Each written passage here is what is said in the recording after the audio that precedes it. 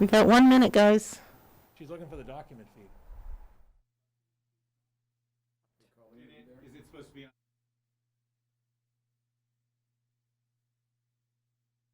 It's supposed to be on this one.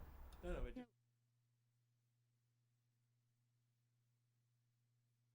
that you were working on earlier.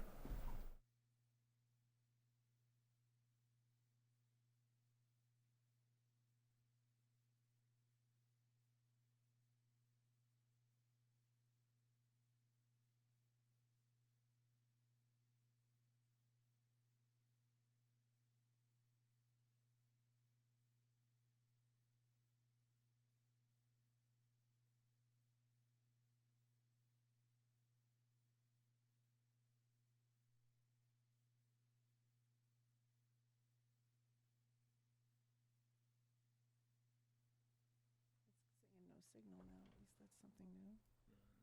Oh, There there it you go. is. Thank you. Yeah.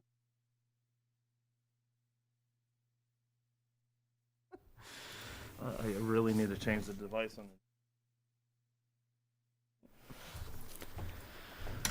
You guys ready? Being 6 o'clock, I'll call this meeting of the Select Board to order. Can we open with the pledge?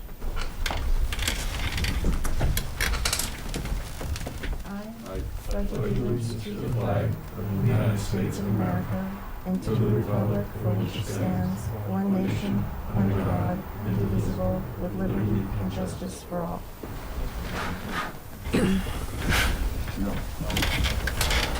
Pursuant to Governor Baker's March 12, 2020 order suspending certain provisions of the open meeting law and subsequent orders imposing strict limitations on the number of people that may gather in one place, this meeting will be conducted via remote participation to the greatest extent possible. Specific information and the general guidelines for remote participation by members of the public and/or parties with a right and/or requirement to attend this meeting can be found on the town's website at www.chelmsfordma.gov. For this meeting, members of the public who wish to watch the meeting may do so by accessing the Chelmsford Telemedia website, www.chelmsfordtv.org. No in-person attendance of members of the public will be permitted, but every effort will be made to ensure that the public can adequately access the proceedings in real time via technological means. In the event that we are unable to do so, despite best efforts, we will post on the town's website an audio or video recording, transcript, or other comprehensive record of proceedings as soon as possible after the meeting. In order to minimize distraction and undue influence on the board's deliberations, it's our practice to disable the Zoom chat function. If you have joined the Zoom meeting and will be speaking during an appropriate agenda item, please unmute your microphone and turn your camera on during that segment only. The Zoom raise hand function is also available for the Zoom participants selection. And with that, I'll start with public input. Is there anyone from the public who wishes to speak? Yes, I would like to, Ms. Dennons. Okay. Patricia Duras. Okay, my name is Patricia Duras. I reside at 104 Warren Avenue.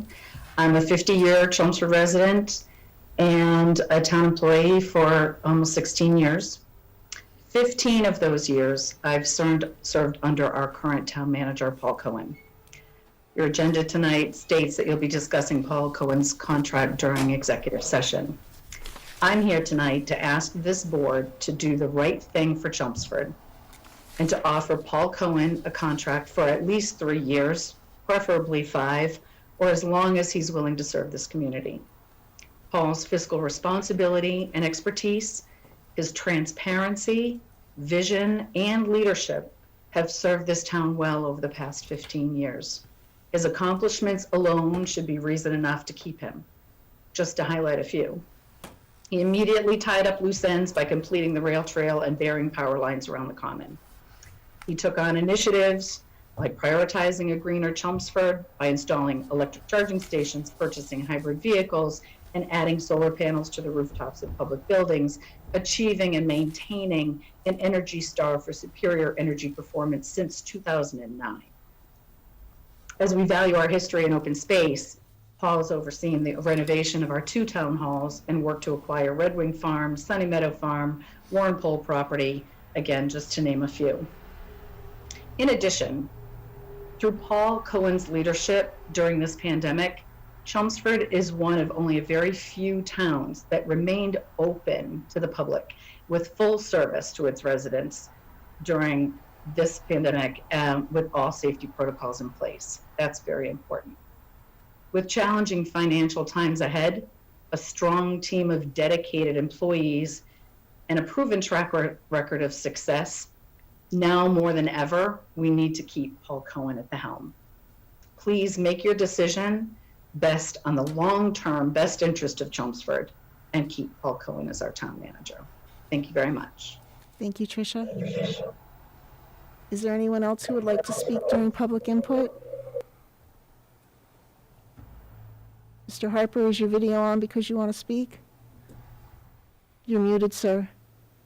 Paul Regazio would like to speak. Hang on a second, Mr. Regazio. Mr. Harper, did you want to speak now? I'm not sure if we were supposed to speak for the water districts. I just joined in. I was a little bit late. We're not on that topic yet. Okay, I'll come back in when you are. Thank you.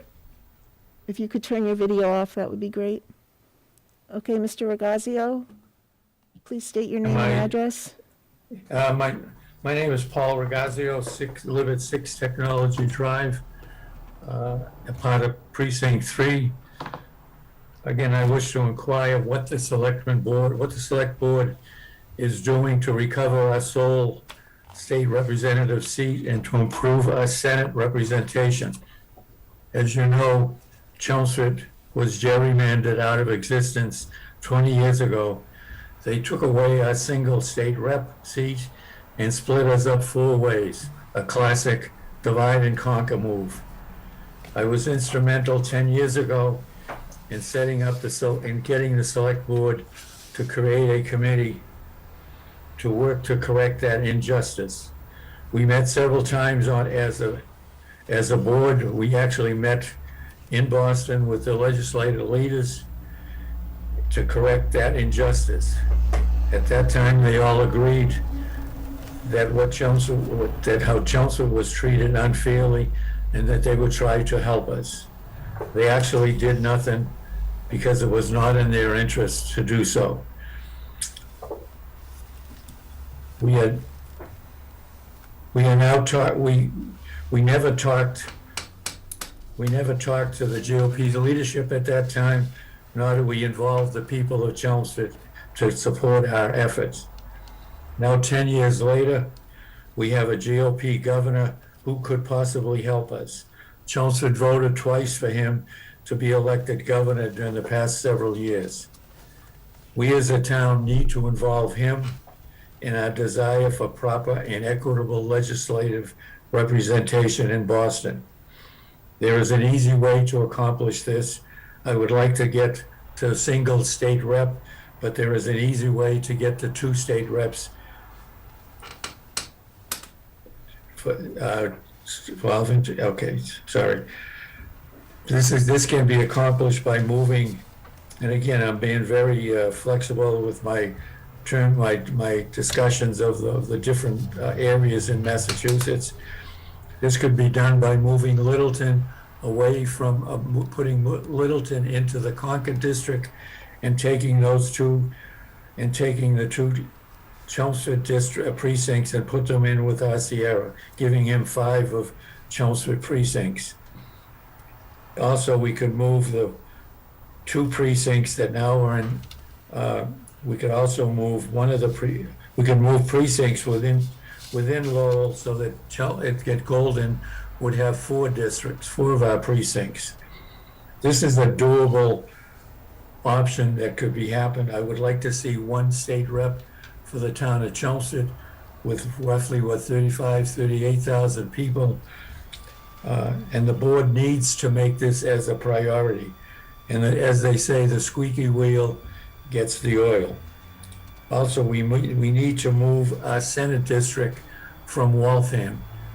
I don't know if our Senator Senator Barrett knows anything about the Merrimack River. I'm sure he's very familiar with the Charles River, but I would rather that our Senate district be part of Lowell. It's crazy that Westford is part of the Lowell Senate District, but Chelmsford is not. So I would like not only for us to, for the Select Board to be involved in getting one state rep or at a maximum two in the redistricting that will be happening in the near future, and also to correct the Senate district so that we are part of the Lowell Senate area and we can add support to whatever Lowell is doing and to help us in the area, which is the Merrimack region. Let's get active and push for an equitable representation in Boston. Thank you. Thank you. Is there anyone else who would like to speak during public input?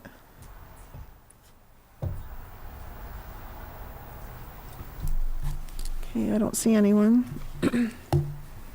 That brings us to committee vacancies. As of May 3rd, 2021, we have one unexpired three-year term on the Bicycle and Pedestrian Advisory Committee and one three-year term on the Bicycle and Pedestrian Advisory Committee. For the Board of Appeals, we have one three-year term. The CCA has two one-year terms. The Center Village Master Plan Implementation Committee has two one-year terms.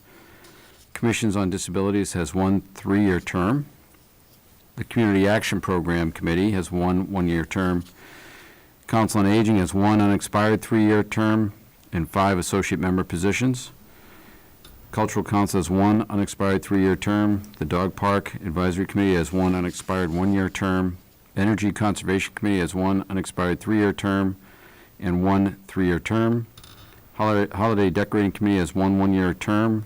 Parade Committee welcomes all applicants to a one-year term.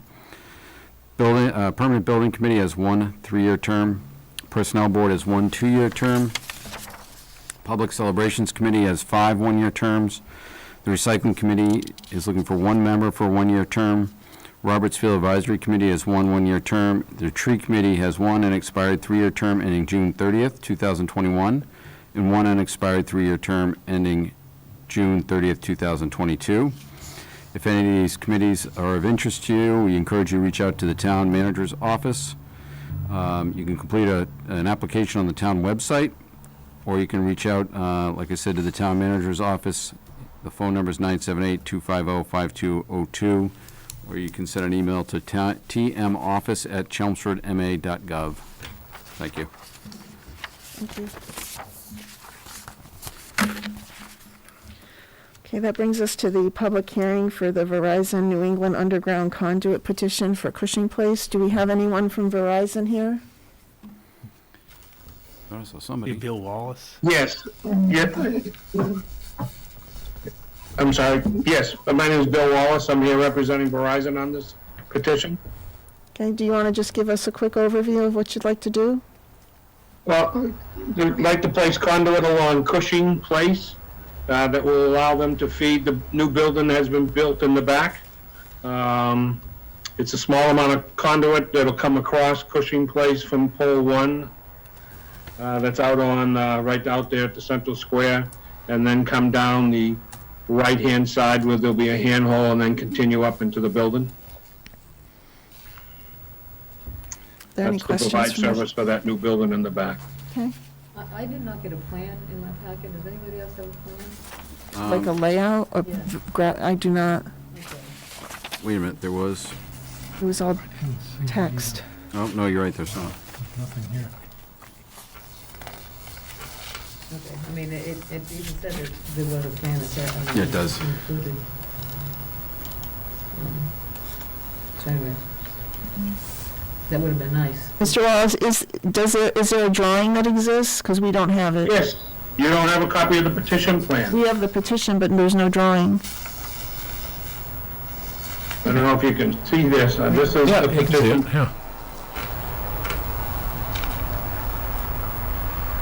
Go up a little bit. Unfortunately, I don't- Can you move it up a little higher? That's one way of doing it.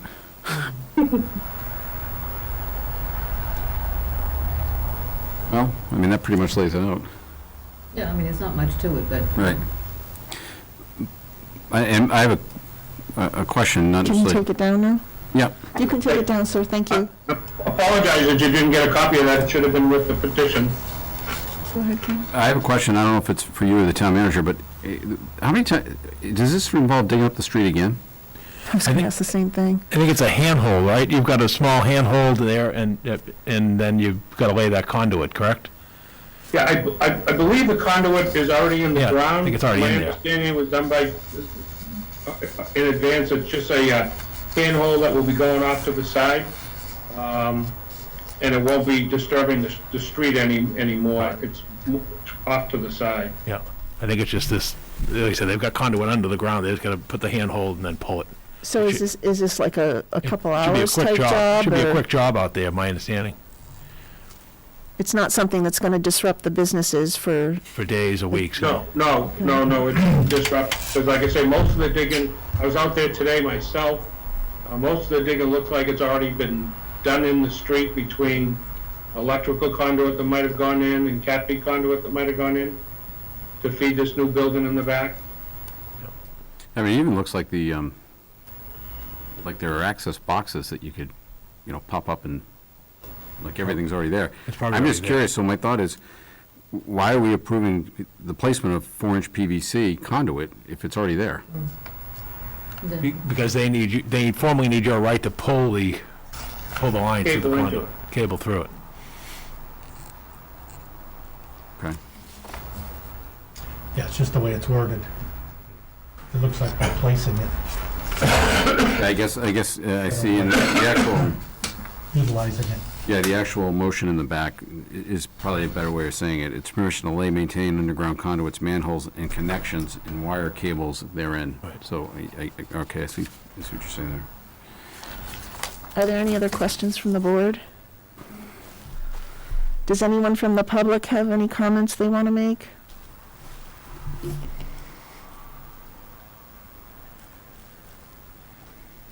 I don't see any, Yeah, I don't see any either. so I'll take a motion to close the hearing if the board so desires. Make a motion to close the public hearing? I'll second. Motion in a second, all those in favor? Aye. 5-0.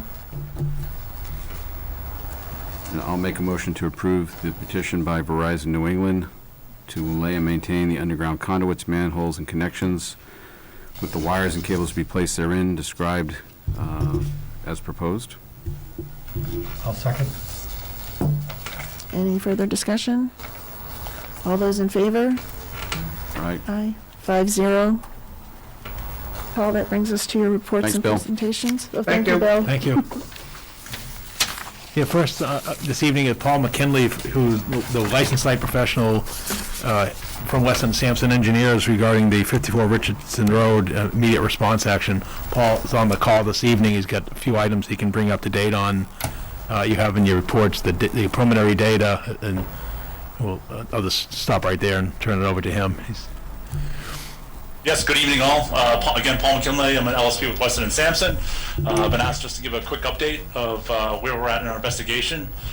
Just to sort of set the table, we are evaluating 54 Richardson Road, the DPW site, for the presence of PFAS compounds, both in soil and groundwater.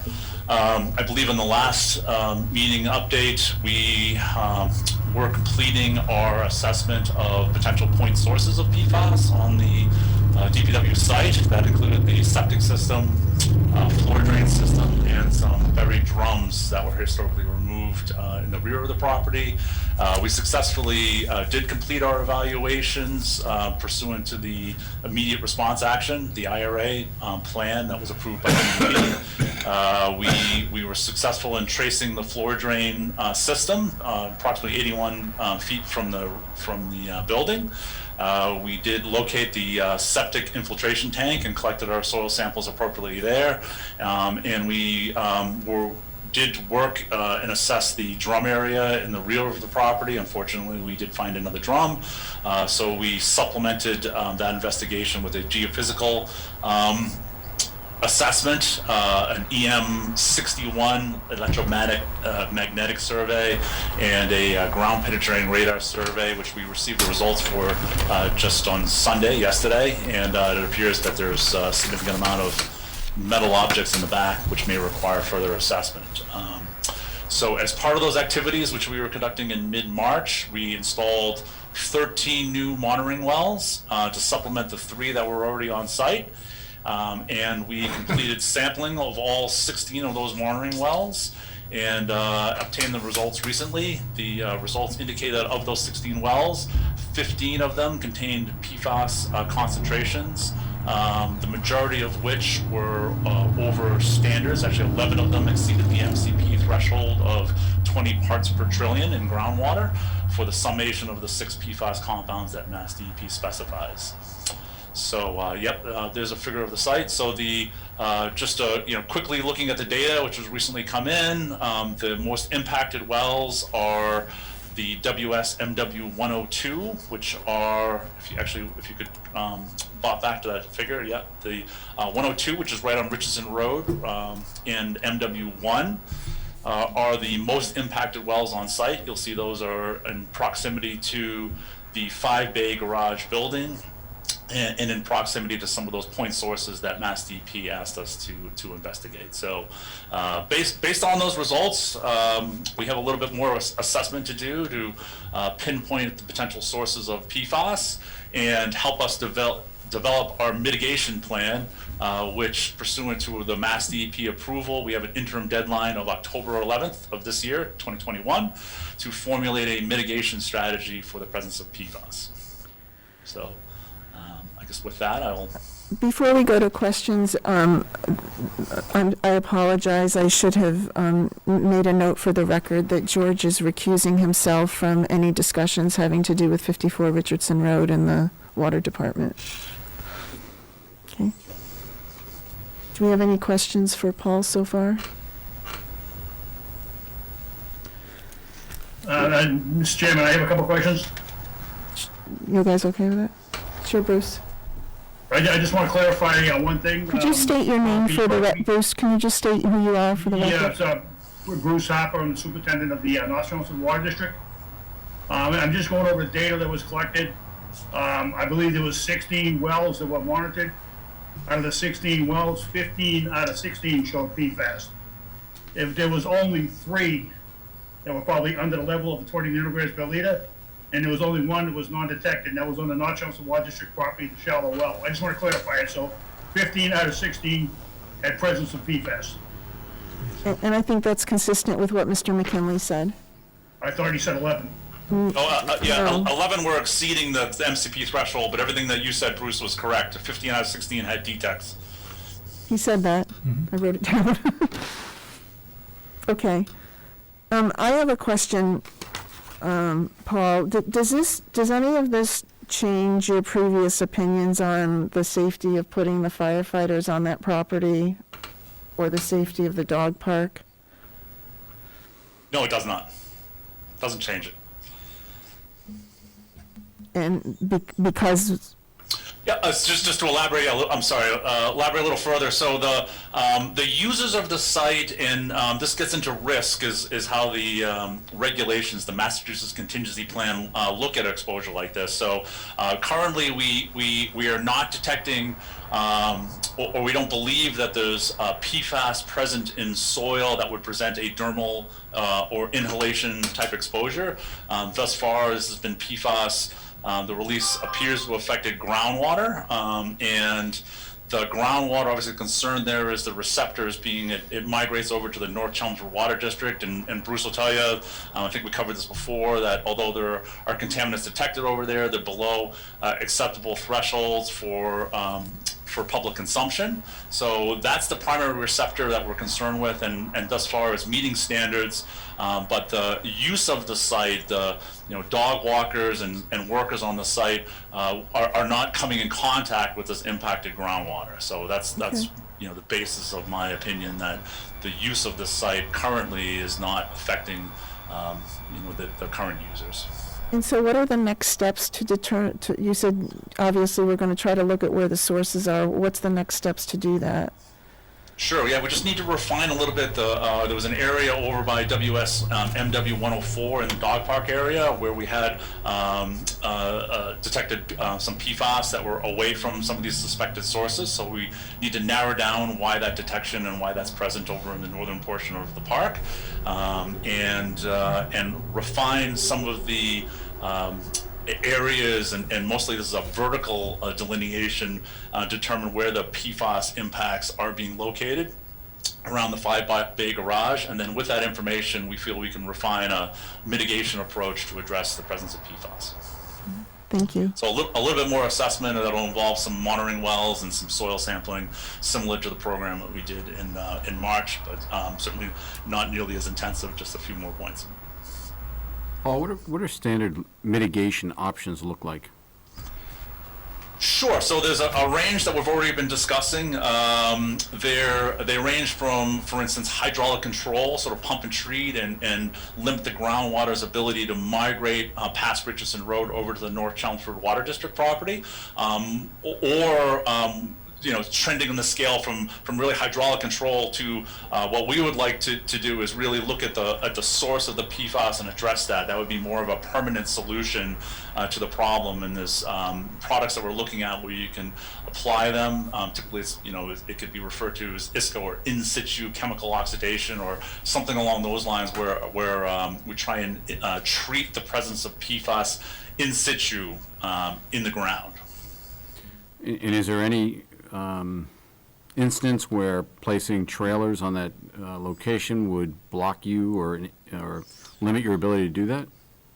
Yeah, so from the distribution of the PFAS, we're not looking at the area where the trailer is being put as a potential source. There are some impacts there, but if you look at the distribution, and as we've pointed out, the distribution is pretty significant across the site, but the source area appears to be close to the 5 bay garage and not where the fire department trailer is being situated. So I think we covered this in the last meeting. I don't feel that would impede our ability to do any mitigation. Right, I'm only asking because they're going to be stationed there, Paul, for about Starting on Wednesday. Yeah. 6 months? Yep. Yeah. So I just don't want them to be sitting in the way if you need to get in there. Yep, and just to add to that, we did, as part of the geophysical survey for the drum area, we actually did, in response to the select board's request, we did get over there with our geophysical survey, expedited that.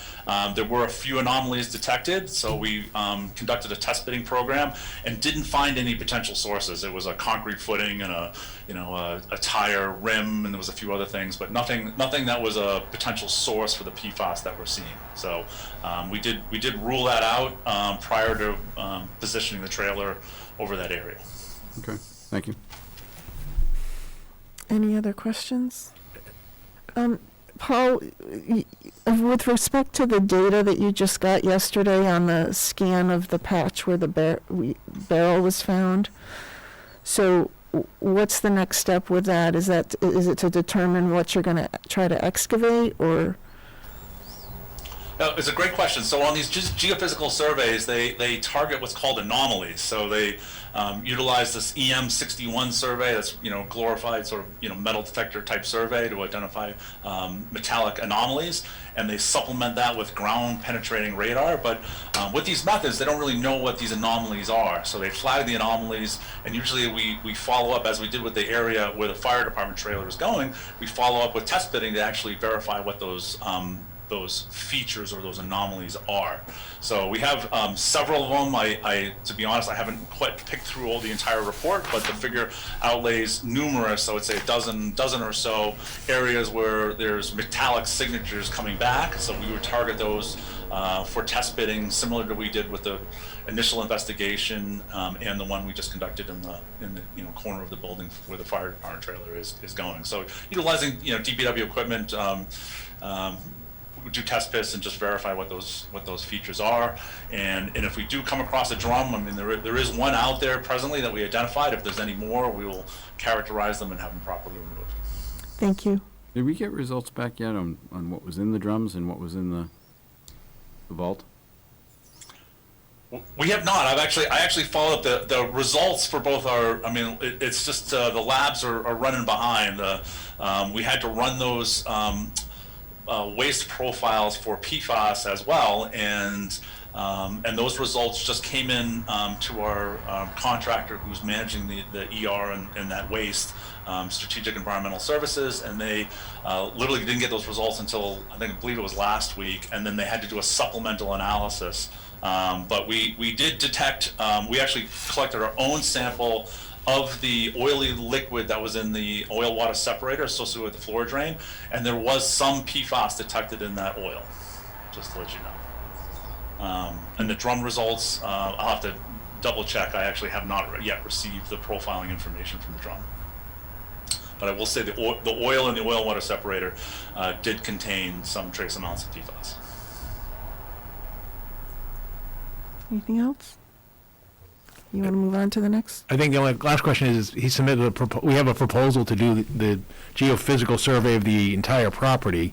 I guess my question is based upon what you know at this time, would you recommend we do that, or should we hold off until you get more results, or, what's your thinking at this time, Paul McKinley? Yeah, I mean, certainly the geophysical survey was helpful. The drum area has been an issue. They, conducted previously, thought the drums were removed. As far as a professional recommendation, I mean, we are still searching for the potential sources of PFAS in the MW 104 area up in the dog park. So certainly that area could warrant some additional investigation, and this geophysical survey could help with that source investigation in that area. Whether we do the entire site, really, that's I guess a decision for the board. But there are certainly elements to that that would help with our source investigation. Given that the board's meeting in 1 week and then meets 2 weeks after that, should the board hold off a decision until you provide them with further information, or what do you suggest at this time?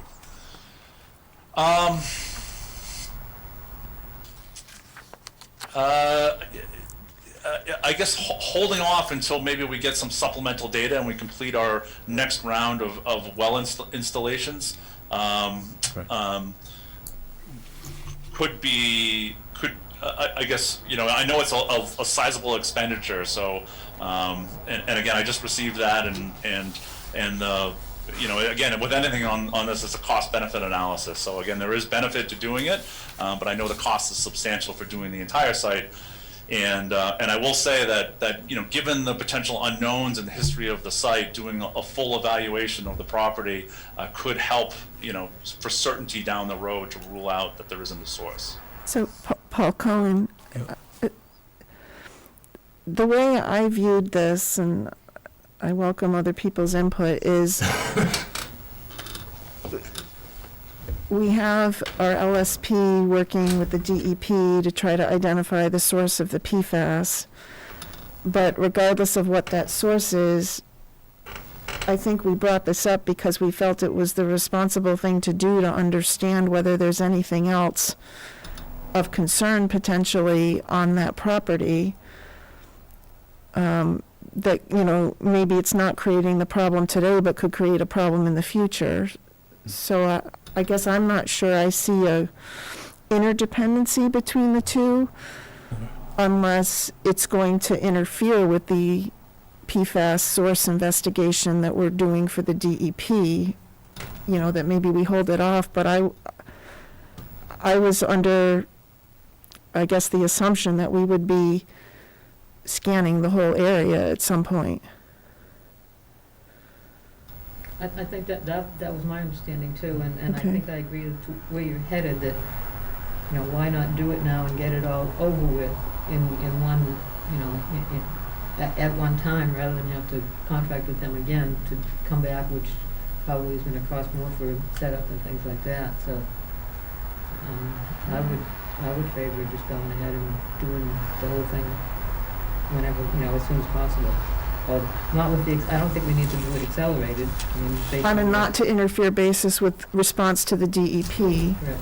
but get it scheduled when we can do it. Paul, what's the difference between accelerated and not accelerated? $1,000. No. Is it 3 months or is it 1 week? Like, you know? Which Paul? Oh, Paul McKinley, yeah. I missed the question, but just to say that the geophysical survey will in no way affect our assessment of the PFAS, and again, just to restate it, actually would be a benefit in that we'd be able to rule out potential sources such as drums and tanks and that sort of thing. So the full site-wide survey would be a benefit, but again, it's a cost benefit with the expense. So I think the question I'd asked was, what's the difference between the accelerated and non-accelerated? What's $1,000? That $1,000, is it a week or a month? I apologize, I haven't dove into the proposal, but typically the extra $1,000 gets you the written report quicker. How much quicker? Like, we're talking weeks, months? Usually it's a week or so, and they usually turn around the report in about 2 weeks. However, I will say they typically can mark, like, these anomalies that they detect. They will also mark those in the field, and then follow it up with a report and a figure. So my advice would be on this, if you do move ahead with the geophysical survey, to not do the expedited version of it. Save yourself $1,000. I had one question on the proposal. I don't know if you're prepared to answer that tonight, or if you need more time with it, but at the beginning of it, it talks about, in the project understanding paragraph, it talks about accessible areas. And later on, I think it talked about piles on the property or something. So is that what they're getting at in terms of, I know there was a caveat about whether or not the technologies would be effective going through the floors of buildings. But from an accessible standpoint, is that mainly in reference to the debris piles that are on the site, or? Yeah, that's it's mostly a function. They put that disclaimer in there for access. So if there's a ginormous pile on the site and they can't get their instruments over, into that area, then obviously that's an area that they wouldn't be able to assess. So they're protecting themselves there to indicate that there are some obstructions typically on a site that may result in data gaps in the survey. So and it's concrete floors, chain link fences. The previous survey, the side of the structure caused a little bit of interference. Those are the sort of disclaimers they're putting in there just to note that there may be data gaps resulting, which is common on any site. Okay. Are there still those big piles on the site? No, I mean, Steve and Gary are on the call. I'm not aware of many obstructions are out I there. haven't been there If recently. Gary and Steve have any sense on that, but last I was over there, there's not a lot. Steve, do you see anything that's out there that's a major problem to doing a survey? So there's a couple, I think there's 3 piles. We have a pile of infield clay that we are staging there for the Roberts Field ball field reconstruction. There's an overburden pile, and then there's a pile of gravel that we processed last year. Nowhere near what they used to be size-wise, but there are a few piles in the back. So I know when they did the first survey, a few weeks ago, they had us level out the area, to back them down, just level it out real quick with the loader, just to make it easier for their equipment, smoother. Makes that process much simpler. So are you saying those areas where the piles are will be inaccessible, or they can be made accessible when they come? Well, we can haul the stuff out, if the intent is to fully scan the back of the property there. That's just time and vehicles at this point. Can you push the piles? Otherwise, I'm assuming they have to go around, they can't go up and over the pile with this equipment, they basically go around You it. just Can you just, reposition it after they scan another area. can you just, once they scan an area, can you Yeah. just push the pile 30 feet and? If it was that simple. I don't know how big the piles are, I haven't been out there. Well, so what does the board, do we want DPW to look at how to make those areas accessible in conjunction with getting the scheduling done? Or how does the board feel? If if I may offer just a comment, I've done a fair amount of geophysical work in the day, and there always is a level of uncertainty with any of these assessments, and obviously the piles would add a bit of uncertainty or a data gap to the survey, which is always inherent in some of these surveys. This site is actually fairly wide open, so they'll be able to access the vast majority of the site unhindered, but a lot of these surveys inherently have some, again, I'm calling these detections anomalies because there always is some uncertainty, both in the findings, but also the access as well results in some of it. And as much as you can, reduce the access, but I think if I remember, some of those piles are pretty sizable. So.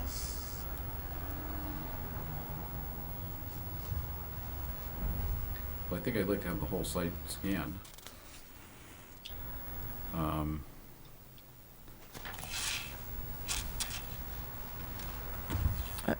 I mean, another approach would be to start with what we can and have them come back for when the Roberts Field pile gets moved, but then it's probably going to cost more to have them keep coming back.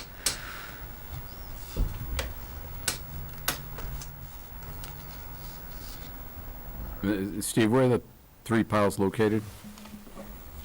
They're on the rear of the property. Are they close to the vicinity where the drums were found?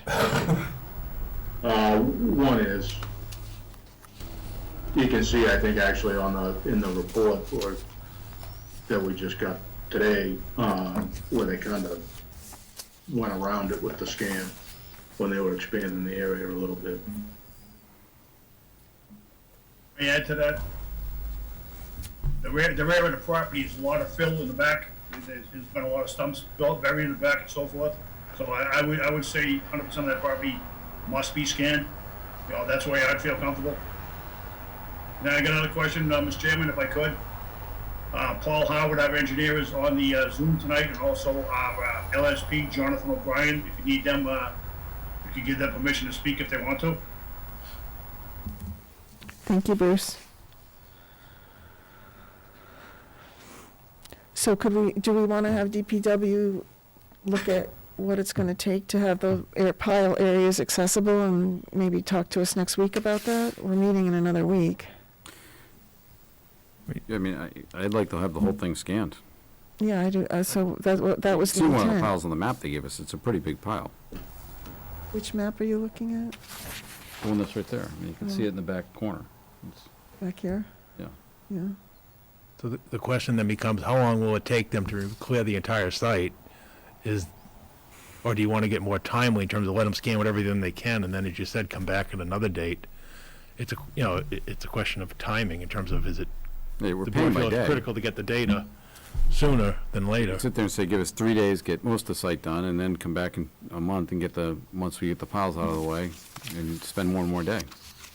Yeah, it just has to be done within 120 days, right? Right. Yeah, I'm fine with that. I'm with you, Ken. I would like to see the whole site scanned when we can do it. So if it has to be done in two pieces, we can. Any idea how many, what kind of time it would take them relocate those piles, either on-site if the rest of the site's scanned, or certainly it'd be longer to take them off-site, obviously. Yeah, I mean, well, it's gonna be kind of a rainy week, so we'll give it a look tomorrow morning. The process stuff, we can probably bring to Alpha. The clay, I'd rather not handle a bunch of times, because it's just going back up the Old Westford Road. And the unprocessed stuff, from the last year or so, if we just need to get rid of it and take it up to Newport or Graves or something like that, and let them process it, that's what we'll do. Just cost you a couple $100 a load to drop it up there. So, we'll assess it tomorrow, and I can certainly have an answer back to the board next Monday. Thank you, Steve. Yeah. Bruce Harper, is there anything else that you or your representatives want to say? You're muted. Paul Harper, just, This is Paul Howard from Dinnerhouse.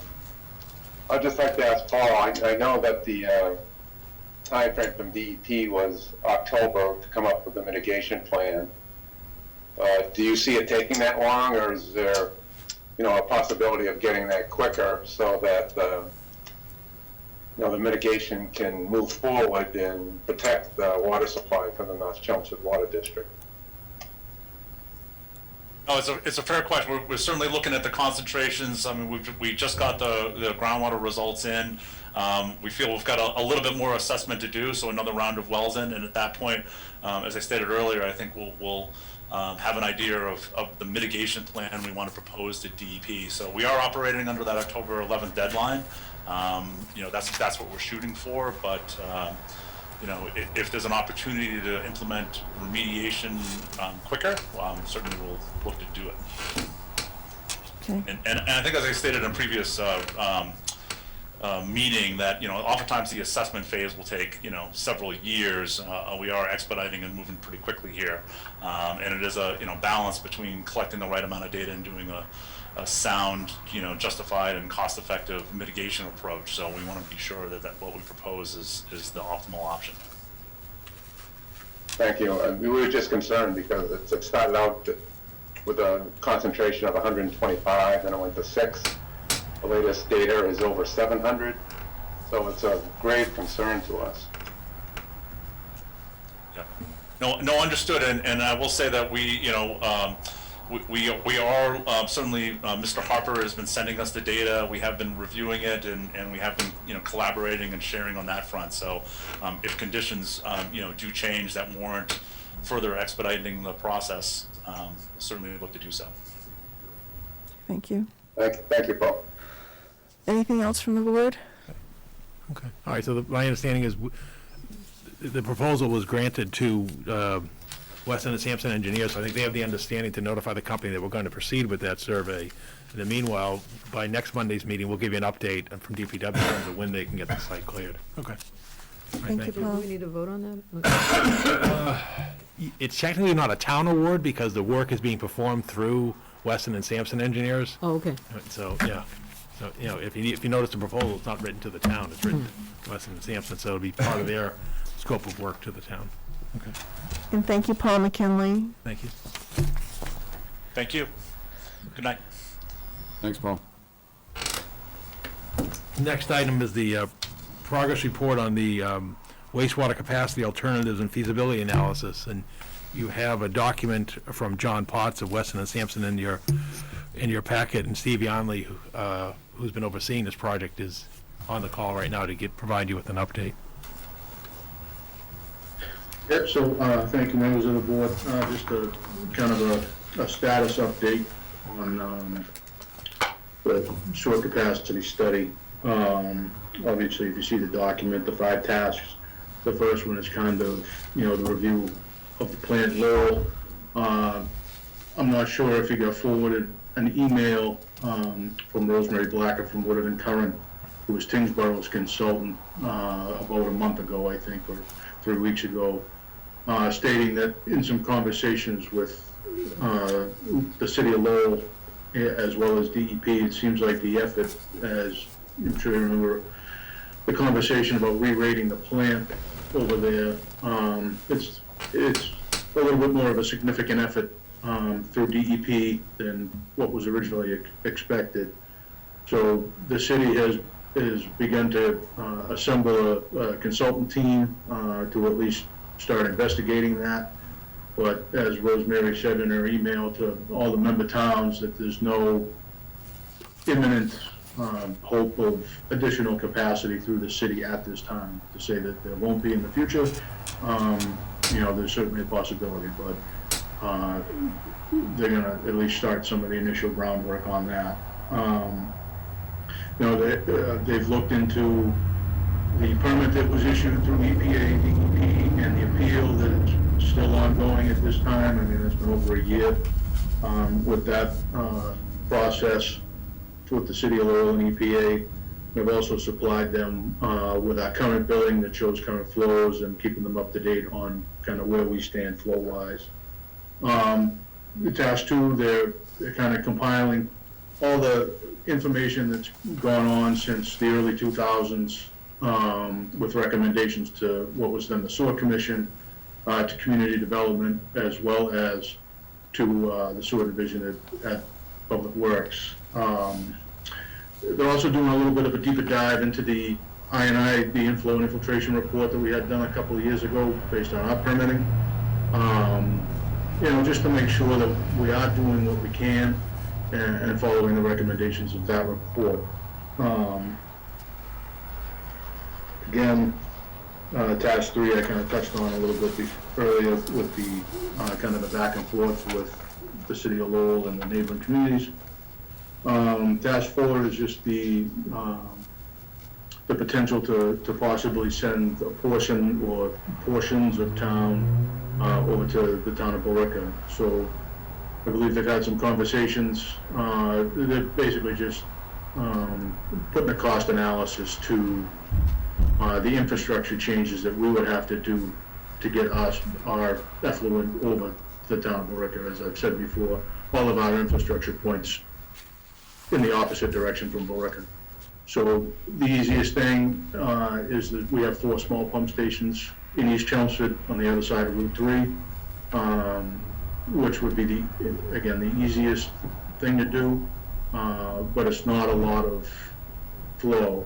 So they're looking at the Progress Ave station, which takes a significant amount of flow, just putting the cost to, instead of running that back towards Chelmsford Center, running it on Billerica Road,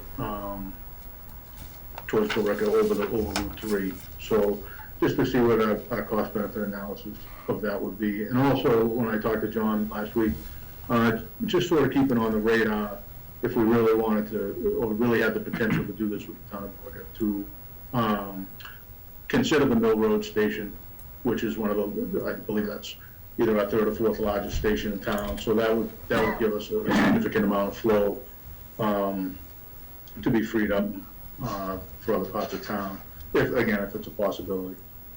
And then they've really begun in task 5 doing some of the hydrogeol work for the possibility of our own treatment facility at Southwell, and then they've been doing some initial work looking at some properties up along the Tingsboro Road corridor to see if there's anything viable. Again, the driver there is kind of picked a low-hanging fruit. A lot of our infrastructure is right there, so we would save on costs if we could find something right in that area. Obviously, Southwell would be the perfect place, so they're going through historical data. I supplied them with some additional data. So the hope is if we could do something there, that is best case scenario. But again, we don't want to shut the door on not looking at any other spots. So I would think in the next month to 6 weeks, we'll have made significant progress to starting to cross a lot of these off. But just want to thank the board for the opportunity to give a quick update. Any questions? Steve, I think you highlighted everything that came out of our past discussions, like all the areas that we sort of spitballed and came up with for you to look at. I had a question. Hold on one second, Dave. I was a little nervous when you said, hopefully we can start crossing things off the list. I mean, is the intent to cross these off with no's, or is the intent to circle any of these as possible yeses? Well, no, absolutely. I think, ones that we can cross off and eliminate, we'll do that. But I think ones that will need either further examination or we think is a distinct possibility, we'll certainly continue going down that road and examining that. But I think a few we can probably kind of pick off and just move on from. But certainly, if we can move forward with them, we will. Paul, I had gone back and looked at the February data that you and Steve had put together on like the whole timeline. I think that we still need to take a deeper dive into this idea of root cause. Mm-hmm. This is like kind of the going forward, but when we had our work session in September, the discussion we had wasn't so much about the timeline and the history, but more like what has our process been historically, or is there something within that process that we need to look at going forward? And it wasn't to push blame, it was more to just understand more systematically, not the historical timeline, but how do we do things internal to the departments, between the boards, and should something be different, or do we need to adjust? So I would still like to take a closer look at that as part of this whole exercise with the sewer. Okay. I don't know how you guys feel, but Absolutely. so that was. And Steve, can you remind me, when is the Weston and Sampson work supposed to be done for this whole study? The full study, I believe, had a end of September 30 deadline, with the intent of being prior to fall town meeting if we had any kind of direction at that point. Okay. I think that allowed us enough time to call for a special town meeting. Okay. Any other questions from the board? Okay. Did Dave Foley have a Oh, question? Dave Foley. Are you okay letting him speak? It's not really a public. Well, neither was the other. Okay. Mr. Foley, did you still want to say something? I did. I like you said, I don't know if this Sir, is could you state your name and address for the record, please? Yes. My name is David Foley, and I live at 6 Armand Drive in Precinct 5. And I just had a quick question. When I was looking at one of the older Weston and Sampson reports regarding our sewer capacity, they had made recommendations regarding water conservation, and one of those recommendations was that new construction should use the most efficient appliances available. And this was back in 2010 or thereabouts. And my question was, my understanding is that the federal requirement for the toilets on the gallons per flush is 1.6, but that areas of the country which have a resource issue, such as California, have adopted a standard of 1.28 gallons per flush. So in my house, for example, all my toilets are 1.28. Now, what I'm wondering is, in Chelmsford for new construction, are the toilets required? What is the requirement for the gallons per flush? And if it's not 1.28, is there a way to do that? So I don't expect really an answer on this right now unless someone knows the answer. But that was just something that had come to my mind, and I thought I'd just throw it in here now. Thank you. I think we'll take it under advisement. Okay, Paul, did you want to go on to the Okay, town meeting? yeah, thank you. Next one, town meeting warrant article presentations. We have 4 scheduled this evening. First one is Dave Foley regarding Article 32, the sewer grinder pump bylaw amendment. So, see Dave on the screen. I'll just stop right there. He has a presentation which you have in your Okay, folders.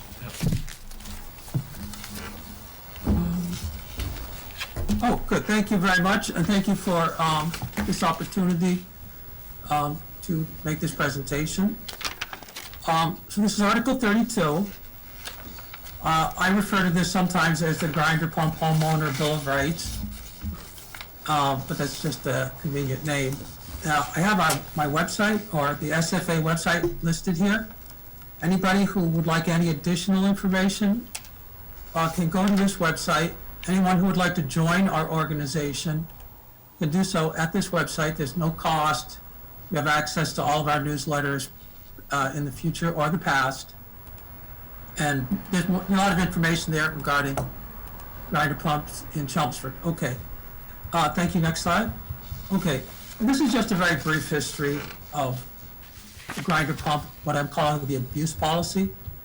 So in 2014, the town adopted the bylaw, the grinder pump bylaw, chapter 132. And there was section E with what we call the abuse clause. So in the grinder pump study committee, it was understood that a homeowner who abused their grinder pump would be responsible for that. And the way that section read was, the property owner shall be responsible for any and all costs to repair and or replace a grinder pump as a result of improper disposal of materials into the sewer system. So you can see, this is a single sentence. It doesn't go into a lot of detail, other than the fact that at that time, it was understood that what the homeowner had to be careful of was putting the wrong thing down the drain. Okay. But there wasn't really any experience with how this might actually play out. So in 2016, 2 years after the adoption of the bylaw, there was a failure, a grinder pump failure in Chelmsford, and it did result in an allegation of grinder pump abuse. And the homeowner did contest that allegation. And this resulted in a lawsuit.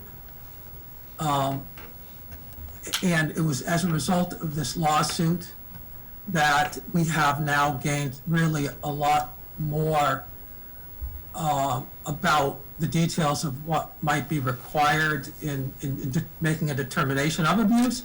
So in 2019, as a result of this lawsuit, the town adopted a grinder pump appeals process. And then after the completion of court-sponsored mediation in 2020, the town and the Sewer Fairness Alliance came to a negotiated grinder pump appeals process. And that process is the process which is the current town manager policy for grinder pump appeals. Oh, I'm sorry, could you go back to that other slide just for 1 second? Thank you, yes. Now, at the time that was negotiated, it was not possible to make that part of the bylaw, because that can only be done with a majority of town meeting approving. But it was always desired by the Sewer Fairness Alliance that such an appeals process would be part of the bylaw. As a result, that is the purpose of Article 32, which I'm now filing in 2021. Okay, now, very simply, I have listed here 4 protections that for homeowner would be provided in a case of an abuse. The first is the town's letter of intent to charge shall be sent by certified mail. The purpose here is to make sure that the homeowner and the town both understand that this abuse allegation is taking place and on what date it is taking place. All 4 of these protections resulted directly from the Markham case, which is the case in which these particular 4, none of these were available to the homeowner at that time. In the Markham case, there was a great controversy over, well, okay, was the abuse allegation actually sent to the homeowner, and this resulted in about a 9-month delay between the actual event. It would be great if the grinder pump technician would, when he was servicing the pump, would tell the homeowner, okay, this is an abuse allegation right here, right now, like you might get with a speeding ticket or even a parking ticket. The homeowner in this case was actually there, present. The grinder pump technician told him nothing that there would be any issue with abuse, but he only found that out much later. So the idea is to try to speed this up so that it becomes available as quickly as possible, and that's what that's for. Okay, the second protection, the second protection is that all repair reports shall be provided to the homeowner with the letter of intent to charge. The protection here is basically to provide the homeowner with some information that they could use for their defense, and that information would be the repair report.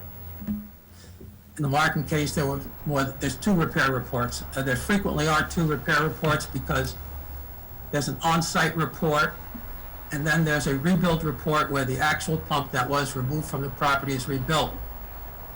In the Markham case, both repair reports were not provided to the homeowner, but they had drastically different information on them. So that's the purpose of that protection. The third protection is that the grinder pump technician shall attend any appeal hearing at no cost to the homeowner. Now, the purpose for this protection would be very similar to if you had got a parking ticket or a speeding ticket, and then you showed up in court and the officer that had charged you with that did not show up. Well, you would not really be charged with anything if they did not show up to explain themselves. Okay, so that's the purpose of that protection. And the last is that the town shall not assess any charges until the conclusion of the appeal process. In the Markham case, by the time that we were in negotiations there, a lien had been placed on his house for failure to pay the bill, but he was still essentially appealing this particular allegation. So that's the purpose for that protection. Okay, thank you. Next slide now. Now, the question here is, why is a bylaw needed for these protections? Like, as I said earlier, bylaw was always desired for these protections, but really could not be done until after a process was negotiated to the mutual agreement of the town and the homeowners, which has now been done. As a bylaw, these protections will become part of a more complete and transparent grinder pump bylaw. So all in one place, you will see the bylaw will be more complete and will include these. That information is maintained on the town's website, it's readily available. Okay, second reason is that as a bylaw, these protections will greatly reduce the chances that any future grinder pump abuse case will result in costly court action. The reason for that is that as a bylaw, these protections will stay in place essentially in perpetuity until they're changed by town meeting. And what that means is that the entire purpose of these protections is to resolve cases as quickly and fairly as possible.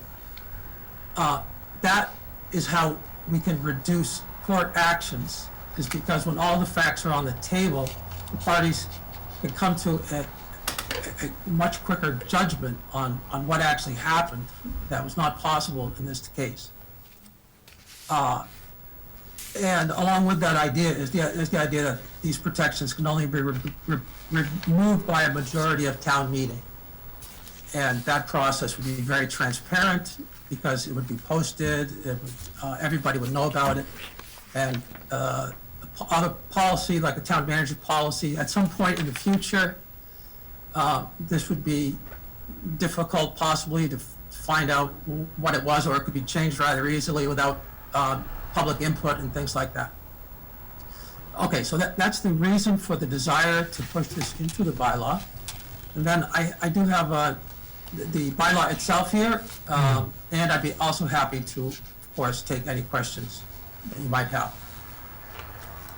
Anyone have any questions? Yeah, I have a question. On this report, the actual technician that did the assessment and repairs is the one that writes the report, correct? Yes. Okay, Yes. is there anyone else that actually reviews that report?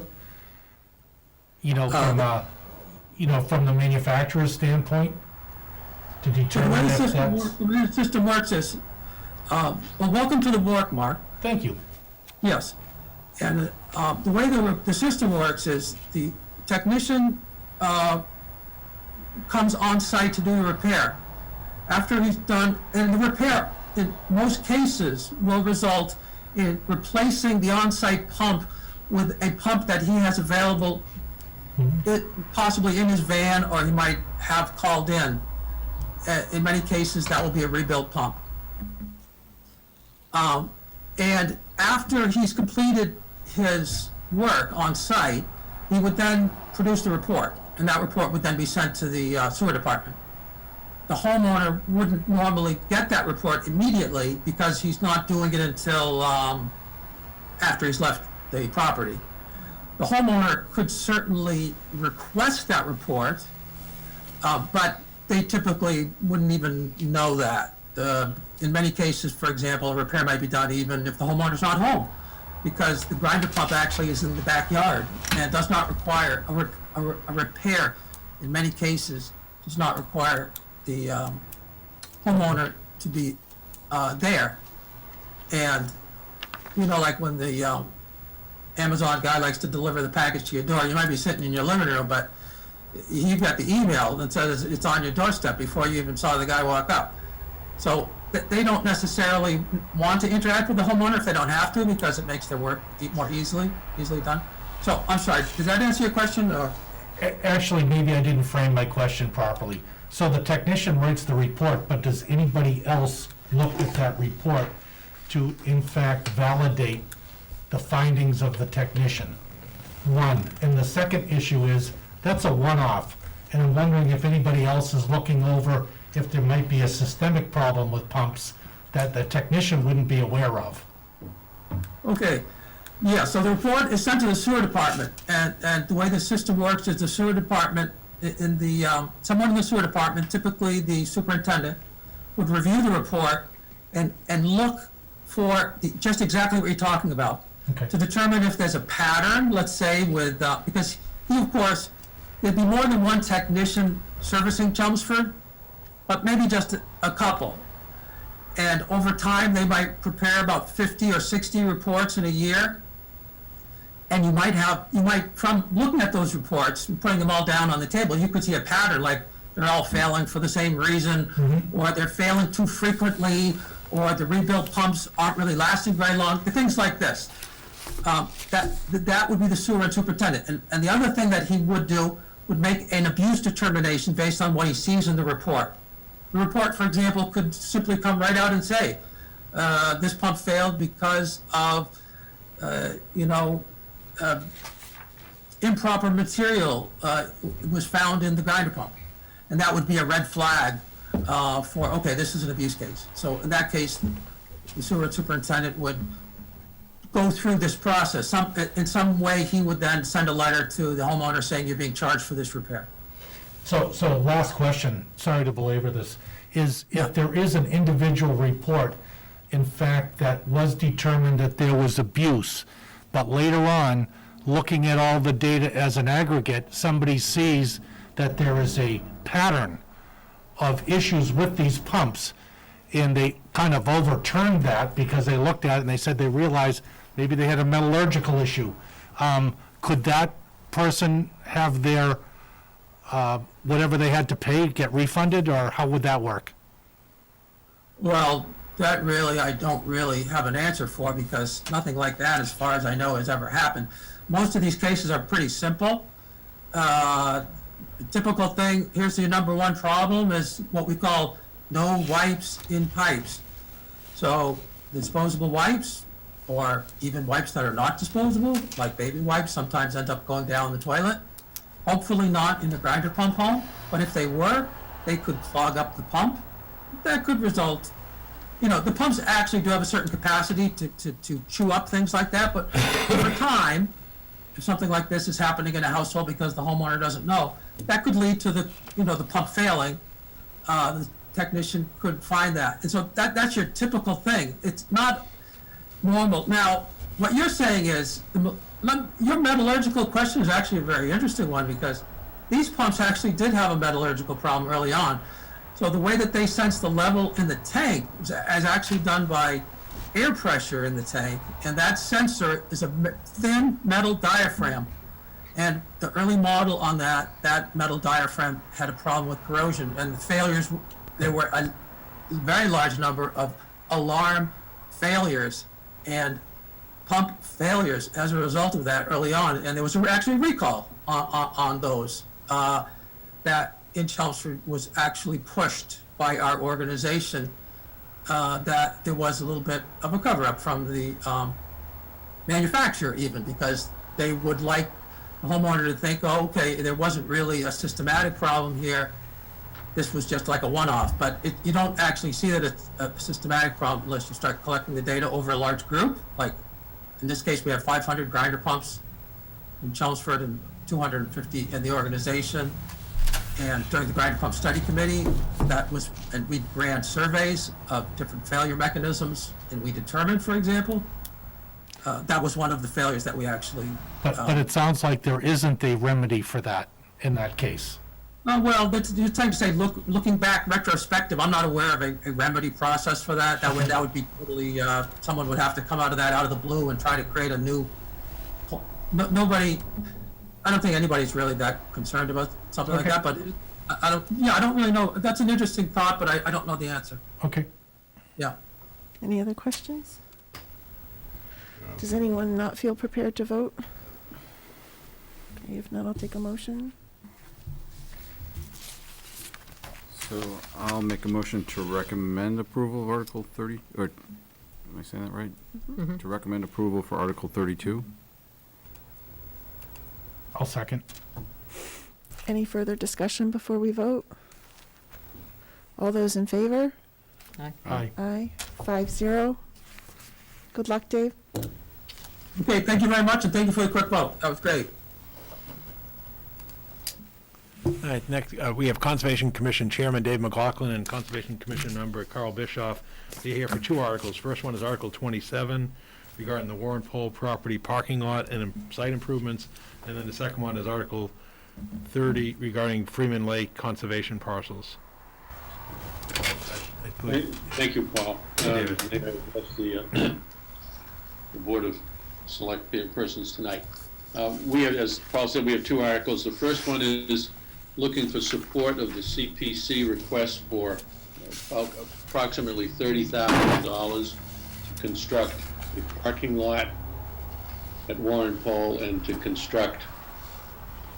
put in place signage for the reservation, and also to construct a granite sign designating the location of the reservation. I think most of you know where the reservation is. It's off of Boston Road. It is fairly landlocked. We took a long time trying to determine where the best place was to put parking lot. Most of the access to the reservation is very narrow and small. There's a small access off of Bartlett Street, small access off of Hall Road, and a small access off of Fay Street. The most logical access appeared to be originally off of Acton Road, but upon further determination, we realized that it was a very wet area. So the place we've decided to site the parking is off of Boston Road, near where there is two barns at the present time. The existing trail locations will remain the same. This is a brief map of where the trails are. We try to make the trails of such a capacity that they can loop around themselves so that people can either have long walks or short walks. Eventually, in perhaps the second year of this project, we will conduct a second parking lot off of Parker Road, which is on the Wright Reservation property. So we're looking at two parking lots to service Warren Pole. The one that we're looking for funding for tonight will house 15 to 18 spots. The one in the Wright Reservation will fund a similar amount at a later date. Parking will accommodate handicapped at both locations. The trails location in the reservation itself will also be made handicapped accessible where possible. The next slide is just a brief showing of where the location of the parking lot will be. We have to, there's an existing, if there's an existing barn, which can be used by the Conservation Commission and the people who maintain the reservation, we have to remove and grade an area at the end of the driveway which will accommodate 14 to 18 odd cars. There's a shed there that has to be removed. A couple of trees have to be removed. We're going to purchase two fire gates. One is at a private driveway from the Pole family, so that people will not inadvertently drive down their driveway and into the reservation. The other will be a fire gate at the exit from the parking lot going into the reservation itself. We will have to widen the existing farm driveway from the site of the parking lot out to Boston Road, and we'll have to consider appropriate street signage and crosswalk and caution lights. And there'll be a fence installed fairly close to the brown condo building at the entrance by Boston Road. So that's the parking lot. In addition, there'll be some funding required to provide signage throughout the reservation. Most of the signage will be trail locations, as well as this time, for the first time, we're working with the Warren family to construct a series of historical signs that we will place along the trails in the reservation so people can understand the history of the Warren farm, which began in the late 1600s.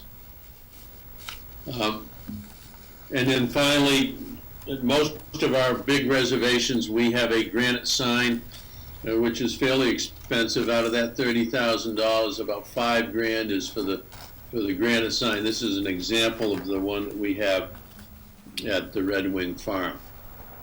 So that's a request for $30,000. There's one last slide in this packet, which is the overall budget. And you can see where the sources of the funds are coming from. And as I said, $30,000 is under the CPC budget, which they have approved, and they will present the town meeting for approval. If I could just take a few minutes, Carl Bishop can give you an update as to where we stand on building out the Warren farm. Carl? Hi, good evening.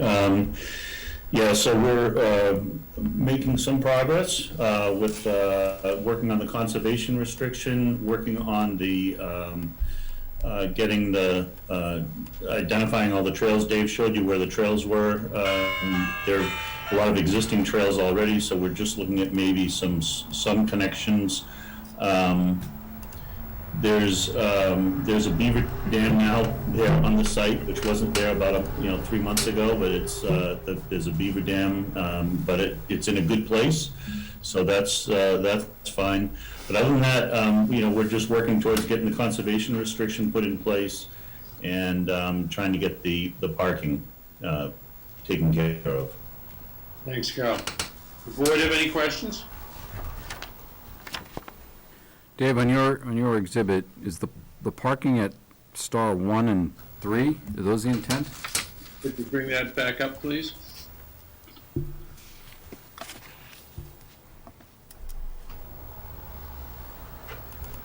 The parking is close, is about where star 1 is. You can see in the corner there, actually bring up the first slide, that's a better one. It's where star 1 is, and you notice just to the left of that, there's 2 buildings. Yep. It's right where the buildings are. So there's a driveway that'll come in from Boston Road to those 2 buildings, and then people will be able to immediately walk onto the reservation. And then down the road, your goal is 3, star 3? Star 3 across Parker in what is now the Wright Reservation, yes. And that parking lot would be funded with the Wright Reservation Trust Fund, which is exists. So not to add any confusion to this warrant article, what you're asking for is the parking lot at star 1, nothing to do with 3. That's correct. Right. I don't know if I would necessarily bring that up and muddy the waters with 3 down the road, but, so the goal is 1. And do the polls know this is the plan? Yes, I've spoken with them. And they're okay? Okay, all right. Yep. Any other questions? Does anyone feel not prepared to vote this evening? Okay, then we'll take a motion. I'll make a motion to recommend approval for town meeting warrant article 27. I'll second. Any further discussion? All those in favor? Aye. Aye. Aye. 5-0. Okay, And then, now there's one other article of the Conservation Commission, and that is the transfer of a series of lots that abut Freeman Lake to the control of the Conservation Commission. I think we have one slide on that.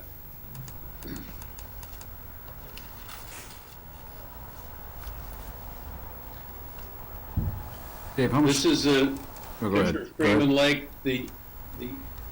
I'm sorry? go ahead, Dave. You all have that? Yes. The areas that are in gold the properties that are owned by the town of Chelmsford that will be transferred to the Conservation Commission. As you can see, almost every one of them abuts Freeman Lake, and one of the purposes for doing this is to give the Conservation Commission some oversight on the water of Freeman Lake to make sure that it stays as clean as possible. I would just bring to your attention that the three fairly large parcels to the right of this slide, are abut a bigger parcel that is not colored gold, and that parcel is currently owned by the Conservation Commission.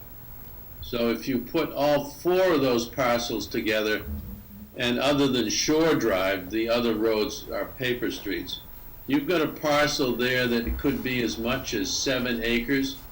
That perhaps working with the neighbors around Freeman Lake, some use of that parcel could be made. Most of the residents use the town parcels as they exist now. This will also give the Conservation Commission greater control over the use of those parcels to keep them as much as we can the way they are.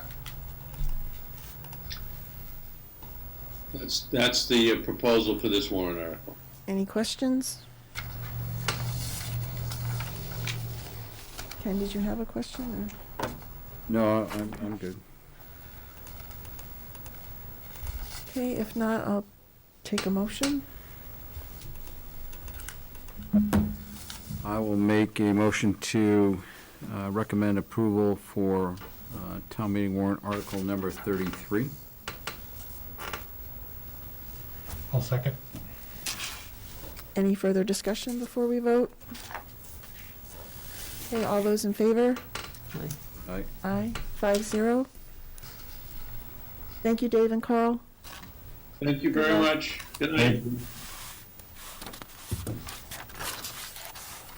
Okay, the next warrant article is Article 31. It's the Stormwater Management Bylaw, and our town engineer, Christina Papadopoulos, is on the call this evening to present the overview of this article. Thank you, Paul. Good evening. This is Christina Papadopoulos, town engineer. So what I'd like to do is go over the stormwater bylaw. And we'll start off by, there's a slideshow that we can go along with. Thank you. So I'd like to start off with wondering, okay, why do we need a new stormwater bylaw? So the EPA, through the MS4, the Municipal Separate Storm Sewer System, we call it the MS4 permit, that permit is the one that allows the town to discharge stormwater to the waters of the U.S. So we are in compliance with that, and through that permit, it requires that municipalities have these regulatory mechanisms in place by June 30th of this year. This bylaw encompasses all the recommendations that were made by 2 consultants that we worked with, Weston and Sampson, whom we worked with through our stormwater master plan. They did a review of our existing bylaws and regulations and saw places that we needed to change, and that's how some of that information got incorporated. As well as we worked with Tie and Bond through the Northern Middlesex Council of Governments. They procured a grant by which the neighboring communities through NIMCOG were able to get together and work with Tie and Bond and developed this bylaw and this template of the bylaw. And they were also hired to review our existing regulations for Chelmsford specifically and make sure that everything that we change is going to be in compliance with the MS4 regulations. So they also looked at places within our regulations that were not going to comply with the new MS4 requirements. So it's important for us to have a concise set of stormwater bylaws in one place, and that basically helps everybody navigate permitting and alleviates confusion, which this bylaw does. It also helps clarify the roles and responsibilities of the Stormwater Authority and associated regulatory requirements. So I want to note that Chelmsford does not currently have any stormwater regulations for projects that are not covered by the Planning Board, Conservation Commission, or Zoning Board of Appeals process. So what we're doing with this bylaw is encompassing projects that don't get covered by those in addition to projects that are already being covered by it. So there would be an overlap, but it would all be part of the same linear process that all developers have been accustomed to. So the EPA has also expressed a preference for this model stormwater bylaw, which allows a municipality to revise the regulations as the requirements are changing. We had the privilege of meeting with EPA and DEP to go over the new requirements for this upcoming year of the MS4, and they specifically said that they reviewed the tie and bond template for the bylaw. This model bylaw looks really good, and that it would be a great tool for municipalities to use. Next slide, please. So what does this bylaw do? It requires stormwater management systems to be designed in compliance with the 2008 Massachusetts Stormwater Handbook, which we call the handbook. So that's currently what we use to design all of our stormwater requirements are based on that. However, both the state and federal stormwater requirements are going to be changing soon. So it's best to allow the DPW to modify our own regulations as those federal and state requirements change. We would be implementing and enforcing a program to reduce pollutants and stormwater runoff to the MS4 from land disturbance of greater than or equal to 1 acre of land within the regulated area. So in Chelmsford, it's actually the whole town of Chelmsford because we're very urbanized. So we're looking at a disturbance of 1 acre or more. That's where this bylaw applies. It also applies where we would have the ability to have an administrative land disturbance approval. We would look at that in a case-by-case basis for projects that disturbed over 20,000 square feet up to 1 acre. This would meet additional requirements for projects where stormwater discharges to an impaired water body or water subject to a total maximum daily load, which we call a TMDL. So the goal with that point is that we have pollutants in the waters, and we want to target sites for removal of the pollutants at which they are affecting the waters. Meeting requirements for record keeping and annual reports, that's another requirement, including other requirements in stormwater bylaw regarding post-construction and stormwater treatment. So we would be able to look at the site after it was constructed and how it was, whether they were really doing what they needed to do or what they said they were going to do with regard to maintaining their stormwater systems. So that's also included in this bylaw. Go over some brief technical information. These are things that are required by EPA. They need to be part of our new regulations. So I know it gets a little technical, but we would be required the total phosphorus and total suspended solids reduction from post-construction stormwater runoff from new and redevelopment projects. Okay, new development projects would need to remove 90% removal of average annual load of TSS and 60% removal of average annual load of total phosphorus. For redevelopment projects, they would need 80% removal of average annual load of TSS and 50% removal of average annual load of total phosphorus. The EPA also requires us to require as-built drawings within 1 year of construction. So that's always something we always do wind up chasing, people down for that last as-built. So it's nice to have that in this bylaw as well as an additional way for us to say, okay, so these are things that you need to do to comply with the bylaw. Management of construction site wastes is an important thing to note, that the EPA requires us to have that as a requirement. Inspection and enforcement of sites before, during, and after construction. Well, we already have our DPW inspector, which does site inspections, so this would just be a continuation of that and have it within the bylaw.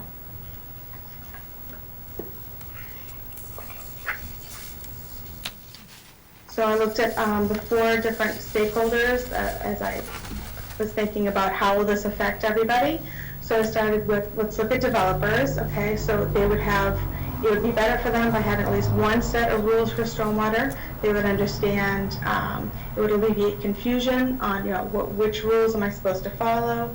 It would improve water quality, which is our ultimate goal, so that the developers understand we're looking to have, better water quality as a result of this.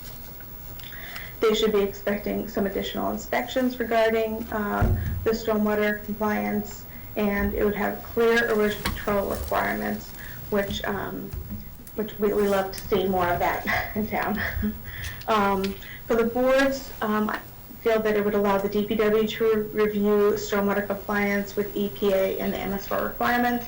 It allows local regulators to follow EPA and Mass DEP revisions in stormwater requirements. Like I said, those are changing, so leave it to the DPW to figure out how to do that. No additional effort on the board's part for compliance with this bylaw. The DPW would oversee the program. So as I said, the DPW, we would be the ones issuing stormwater permits as necessary. Inspecting sites, we're the ones who would be filling those inspection forms, reviewing plans for compliance with the state and federal requirements. And for residents, so we would hope that it would encourage groundwater recharge, which would help with groundwater, drinking water. And it encourages low-impact development, which, as we know, improves the aesthetics. And so you should see some nicer-looking lots with some, green infrastructure. It would improve water quality, which is, like I said before. It would improve erosion control and improving construction site inspections. And what are the repercussions? So like I said, this is required by the EPA that we have regulation that does these things. And the stormwater regulations, unfortunately, if we don't pass this bylaw, would still remain antiquated, and we would still be running off of some older regulations that are not current to current engineering standard. And the town would not be in compliant with the EPA MS4 permit, of course, and so because we wouldn't be in compliant with the EPA MS4 permit, the town could get fined by EPA.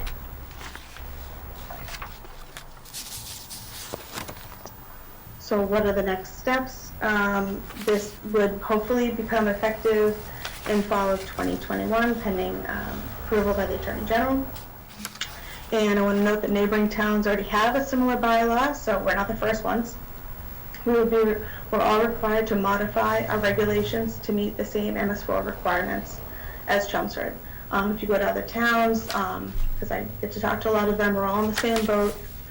Nearly none of us have all of these requirements the EPA has asked us to do by June 30th of this year. Nearly none of us have those in place yet, so we're all looking to revise our regulations.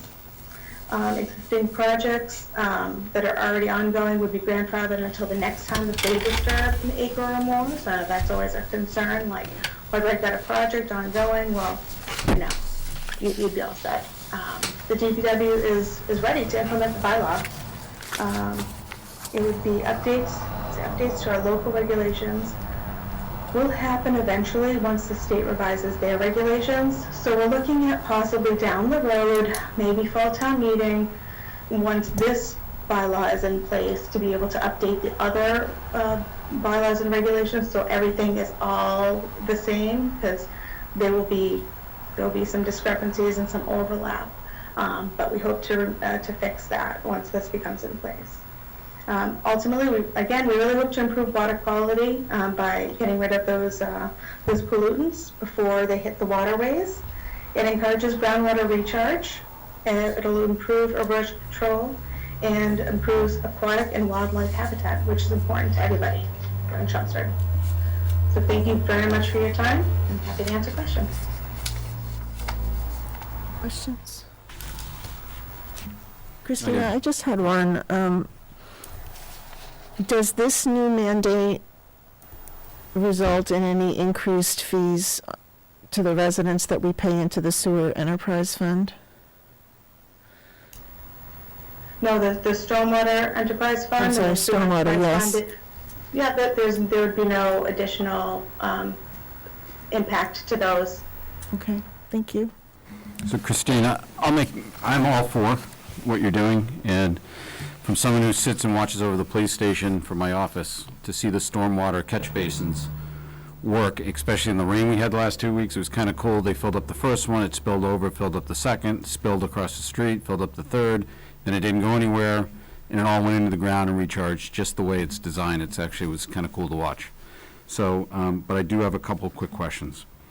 On page 3 of your presentation, you said since both state and federal stormwater requirements are changing soon, it is best to allow the DPW to modify the regulations as those state and federal requirements change.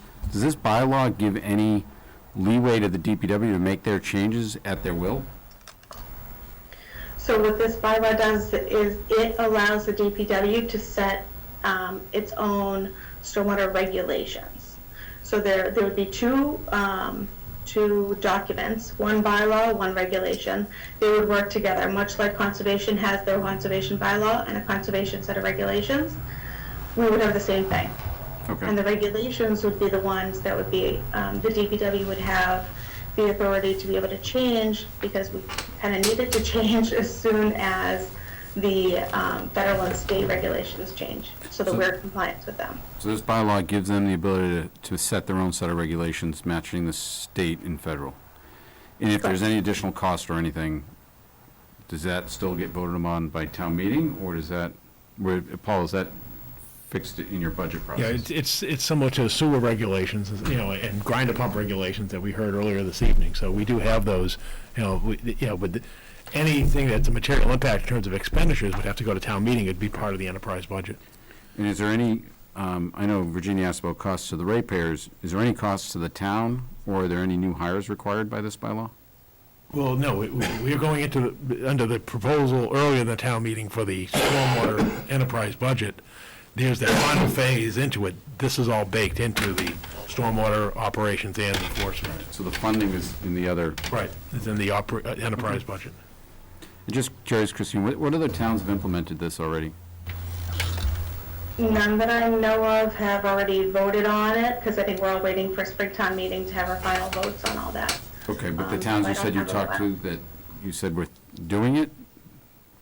We all have to do it, yes. So all the surrounding towns have to do it. Okay. I thought you said some of the surrounding towns had already done it, and so we're not the first doing it, but... So a lot of, some of the surrounding towns have existing stormwater bylaws, and they too have that parallel regulations, and so they'll be implementing the change within their regulations. So those towns that already have a bylaw will change the regulations, if that's how it's set up. I mean, you'd have to ask each town. Okay. Yeah, this was all, you just want to take a minute, Christina. This was all coordinated by Northern Middlesex Council of Government that had a stormwater group. Maybe you can give a sense of the whole regional approach on that quickly, Christina. Oh, sure. So we have meetings regularly through the Northern Middlesex Council of Governments with the surrounding towns regarding all of these MS4 stormwater requirements. And that's how we got together with Ty and Bond, who spoke to each of us, each town, and came up with this model bylaw. So, Billerica, Tewksbury, we're all in it together. Thank you. Any other questions? Motion? Yes. I will make a motion to recommend approval for town meeting warrant Article 31. I'll second. Any other discussion? Okay, all those in favor? Aye. Aye. 5-0. Thanks, Christina. Thank you, Christina. And then the last article for consideration this evening is back to the marijuana continued discussion, which is 39, 40, and 41 from the previous meeting. Excuse me, Evan Belansky is here. You also invited me to have others here, so we have Steve Yonley and Gary Preschetti from the DPW. We got Chief Spinney's on the call. We got the Water District Superintendents, Harper and Reed. And we invited the Board of Health, but I know they're still in the meeting. Evan was there. He can probably give you an update. He was just with them. And then Chief Ryan is also here on the call. And we also invited the East Water District Superintendent, who I don't see, but I understood he was going to attend as well. But anyway, so. So Paul, my understanding is if the Board of Health doesn't make it to this meeting, they're planning to come next week. Okay. So we can have whatever discussion the board wanted to have with the other folks who are here. And we did see the email that they had sent out as well, expressing their concerns from the Board of Health. Oh, I haven't seen that one. Okay. Yeah, Yeah, it went out. it went up a day or two ago. Sorry. Today. So, Evan, do you want to just start off, because I know you had some introductory comments you wanted to make about the bylaw from follow-up from the previous meeting? Yeah, so I did check in with the Board of Health. They did not reach this agenda item. So I will, when we're done here, I will circle back on their meeting that's taking place this evening. So I didn't have anything specifically tasked by the board as follow-up. You know, my goal with all of these presentations is just to make sure that before any board or committee takes a vote, that they have all of their questions and concerns addressed as it pertains to the framework within the zoning bylaw. Obviously, some zoning articles, and this may be one of them, could be a moral or ethical decision for a voter. But from a pure zoning perspective, this is a fairly straightforward zoning proposal. So I know we had a lengthy discussion at our last meeting, and I know you have some technical reviewers here this evening to answer some questions, but I just wanted to make sure that if there were any follow-up questions or concerns that those be considered this evening, just in case, you know, we're able to provide zoning framework answers to any of those questions or concerns. Thank you. Thank you, Evan. So Paul, in the interest of keeping this moving, would it make sense to just go around Yeah. I to think each just person that you yeah, brought and let them exactly, give express their any thoughts? concern. Yep. Do you want to moderate that? Sure, Chief Spinney, what, do you want to come on and talk about from the law enforcement perspective? You're on the mute, Chief.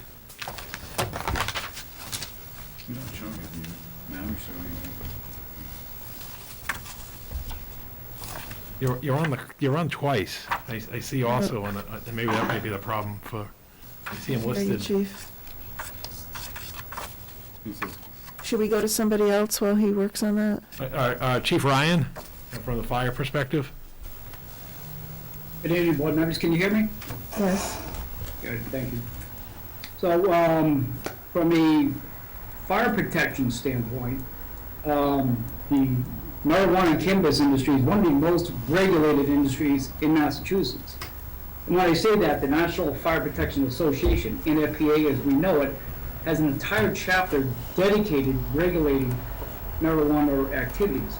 For those who took the tour last week, you've probably seen some of the regulations that were in effect. Everything from the storage and permitting of flammable combustibles, training in the documentation of training that has to take place, fumigation efforts, which fall both under fire, health, and building code. As far as the extraction room, that's where the process, where the chemicals take place, where they use solvents such as ethanol, butane, to strip out the most valuable components from the plants. We saw that. That room has to be built out of non-combustible material. Electrical is usually a concern that many people ask us.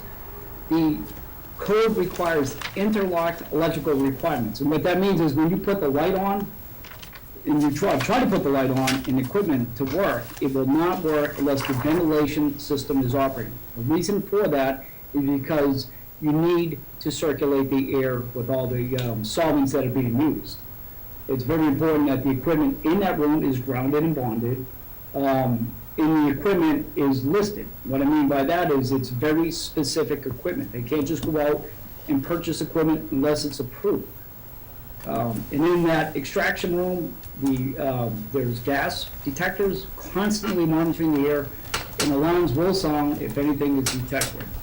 And with that, I think another concern we've had, or at least I initially had, was the odors. You saw our hood systems in that plant, for those who took the tour, but also they have what they call odor control zones, ozone generators, which are the requirement under NFPA 38. And I would be happy to answer any questions you may have.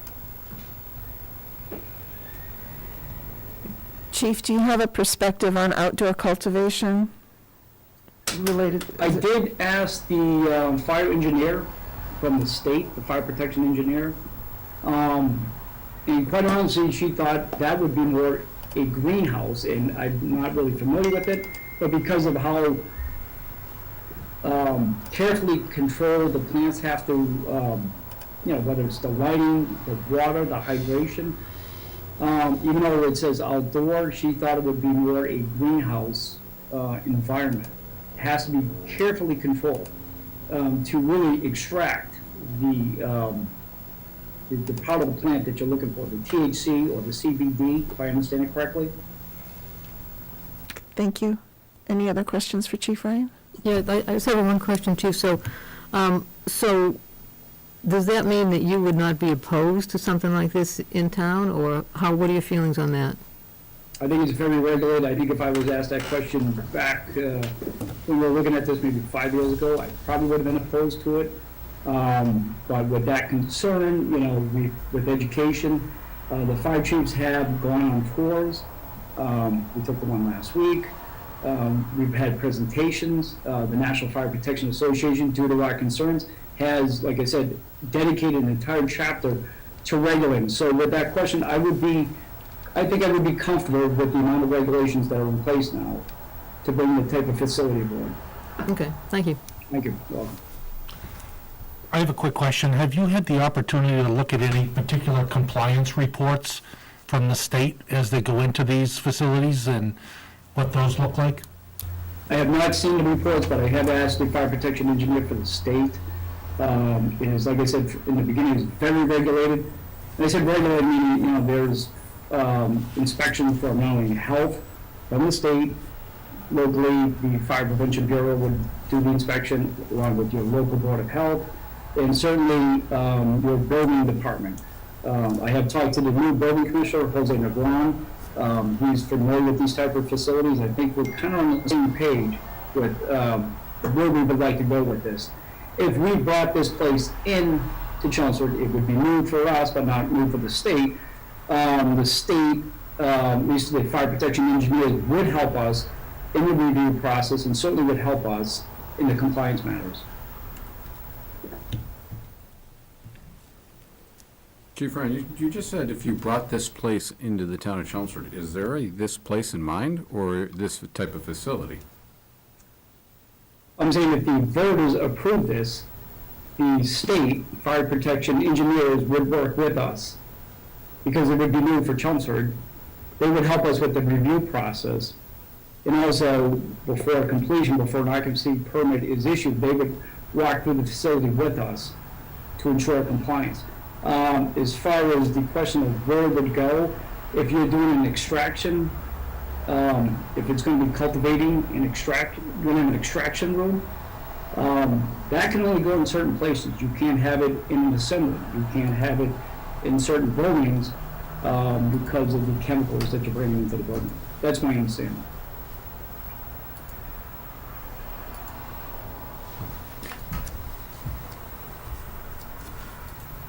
Should we go back, try back to Chief Spinney? Yep. Hello, can you hear me now? Yes. Oh, good evening, everyone. Sorry about that.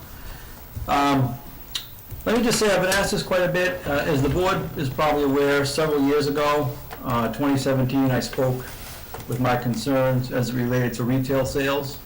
And much of those concerns were with regards to quality of life issues for possible nearby residents. Whether it be suspicious activity, loitering, traffic. To me, in the police department, that's just as important as potential criminal activity. That being said, what's being proposed now as accessory use is really different. It's different in a lot of ways. Most importantly, these businesses are not open to the public. So that, for me, takes away a lot of concern with regards to traffic, loitering. It's not going to be a cash and carry type environment that you get in retail. But that being said, I still have some concerns. I have some concerns like Chief Ryan articulated with odor. I have some noise concerns. These buildings operate with very large filtration systems that basically run 24/7.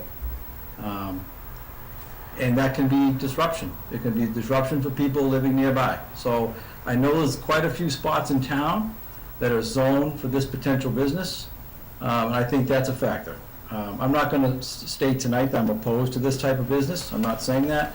I'm just saying that quality of life concerns are the utmost important to me, just as much as a possible criminal activity type of concern.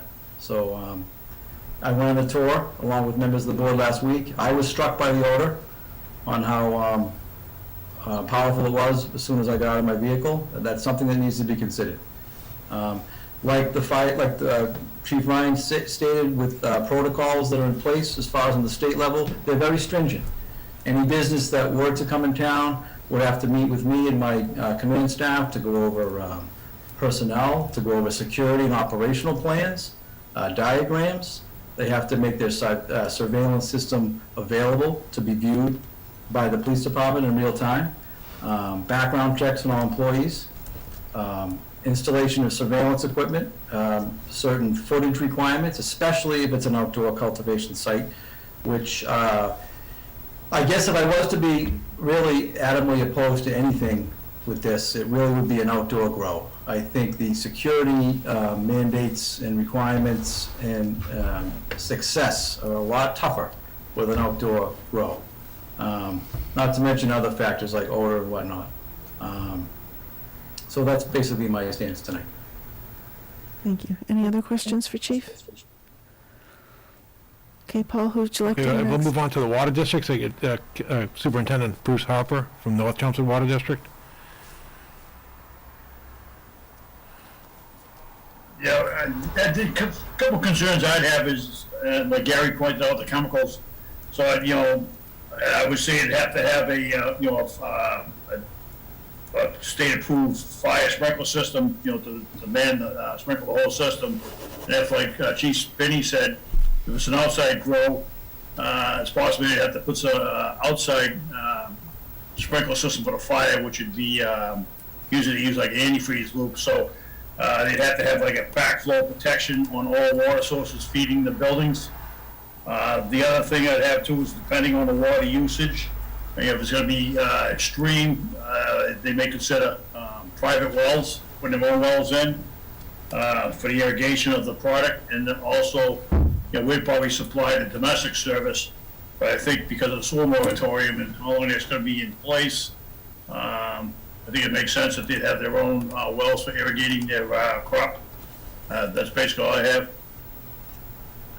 Any questions? Thank you, Bruce. And then we get Superintendent Andy Reed from the Chelmsford Water District.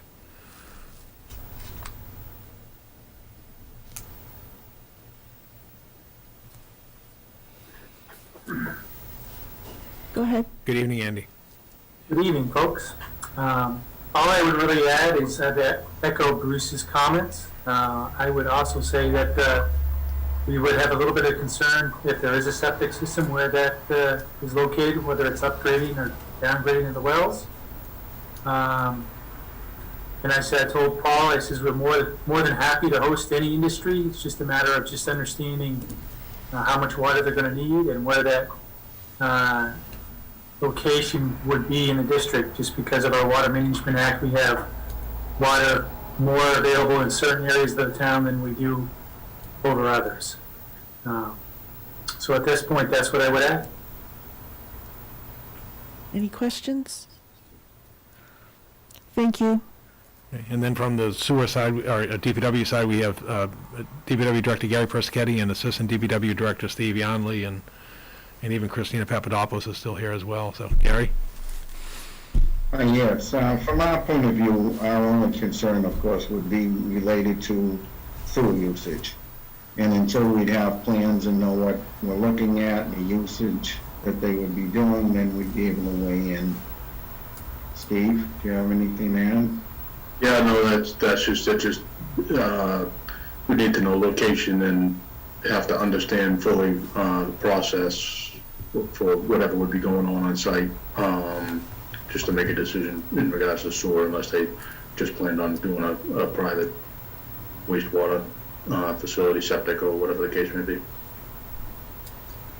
Any questions? Okay, so I guess we'll pick this up at next Monday evening when we get the Board of With Health. the Board of Okay. Health. Thank you. Thank you, Paul, for setting that up. In the next presentation, Christina Papadopoulos, the town engineer, is back, and she's requesting a letter of support. Kind of goes back to what she was talking about earlier. This was for a grant under the Municipal Vulnerability Preparedness Program. And I'll have her explain the grant, and you have a copy in your packet, but I think people in the town will be interested to know what they're focusing on right now under this application. Good evening. Hello again, Christina. Hello, thank you. And good evening, Christina Papadopoulos, town engineer. So I did submit a letter, and I'm just going to read the letter, and I'm happy to answer questions afterwards if you'd like. So the town was previously awarded a municipal vulnerability preparedness, we call it MVP, action grant for the design and permitting to renovate the culverts on Dunshire Drive. This year, the town is applying for a grant to design and permit the restoration of the Russell Mill Pond tributary and perform a flood mitigation analysis in the neighborhood of Sandra Drive, Donna Road, Tenney Road, and Janet Road. As identified in the 2020 Stormwater Master Plan, the tributary floods during large rain events or when the downstream culverts experience blockages. The flooding causes 194 acres of homes to be isolated from the main roads. It causes destruction of property, but also poses a significant public safety concern whereby emergency services are unable to effectively reach the neighborhoods. The proposed project would evaluate the tributary stream and design stream bank restoration, identify methods for stream maintenance, and increase flood storage through nature-based solutions.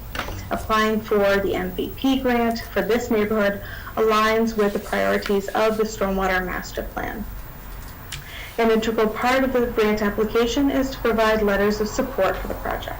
We are requesting that the Select Board help show support for the grant application for this project via a letter of support. We anticipate this grant request to be around $150,000, and the neighborhood would benefit substantially from this work. I've attached a template letter of support for the chairperson to submit, and I'm here to help answer questions about that. Are there any questions? So I'll take a motion. I'll make a motion that the board authorizes our chair to sign this letter in support of the Municipal Vulnerability Preparedness Grant. I'll second. All those in favor? Aye. Aye. 5-0. Good luck, Christina. No, thank you. Thank you, Christina. Next, we have our town accountant, Darlene Luce, here to provide a fiscal year 2021 financial update through the end of March at this point. So, Darlene, good evening. Good evening. Good evening, Madam Chair and the Select Board. Tonight I'm going to just go through and run through your third quarter fiscal 21 budget. We'll first start with the revenues. I think you received everything in your packets. Yeah, good. There's the. Just want to talk about our local receipts, which is the largest. Local receipts are the largest part of the receipts for general fund. And I'm just going to kind of go down the list and talk a little bit on each line item. The first one is the motor vehicle excise tax. But right now we're pretty much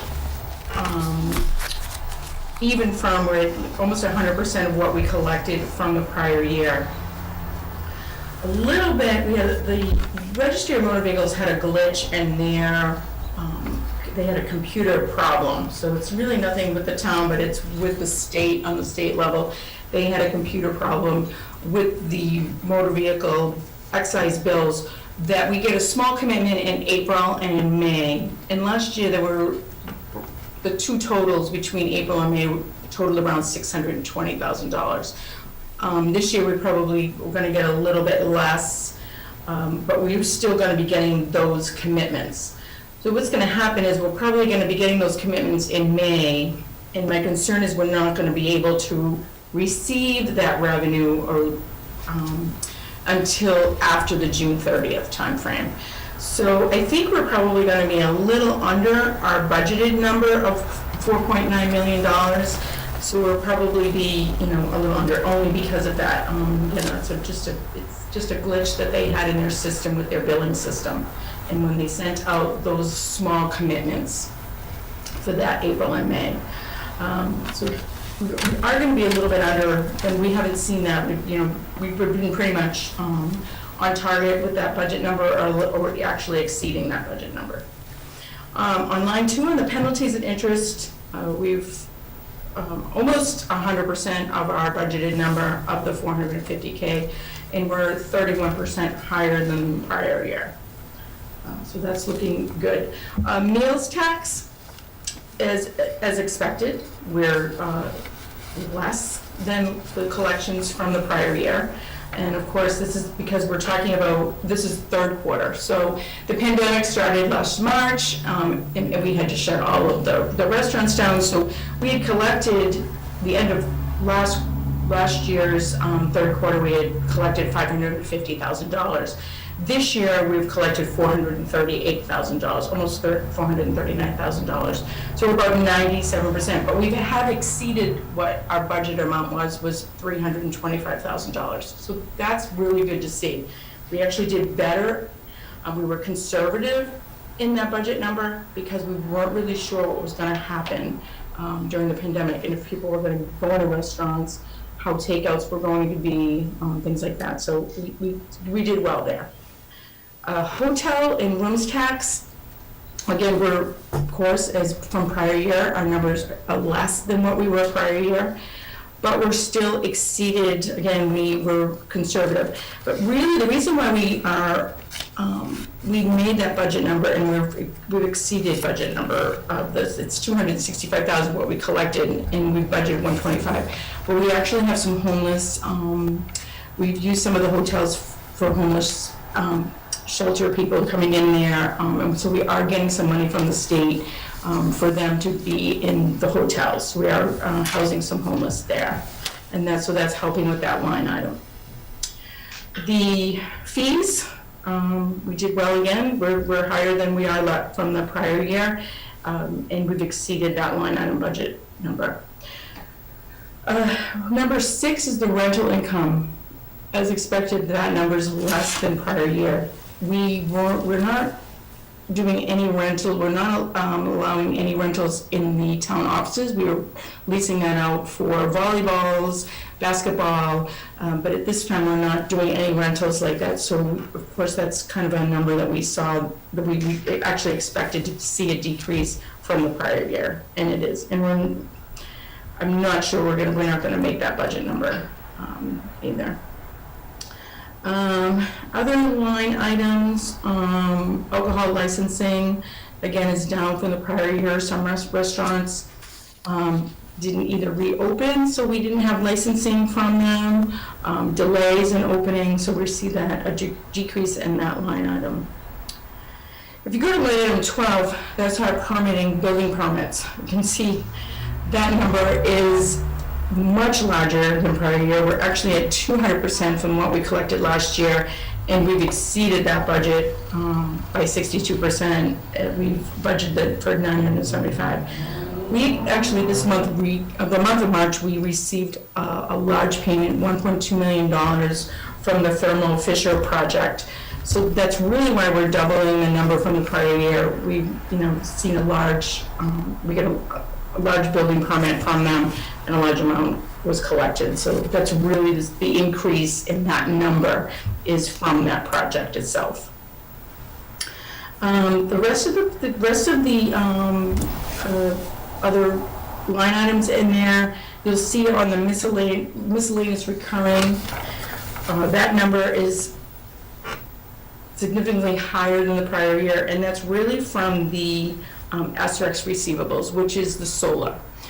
We actually sold some of our solar back to the grid, so we actually got some money from that.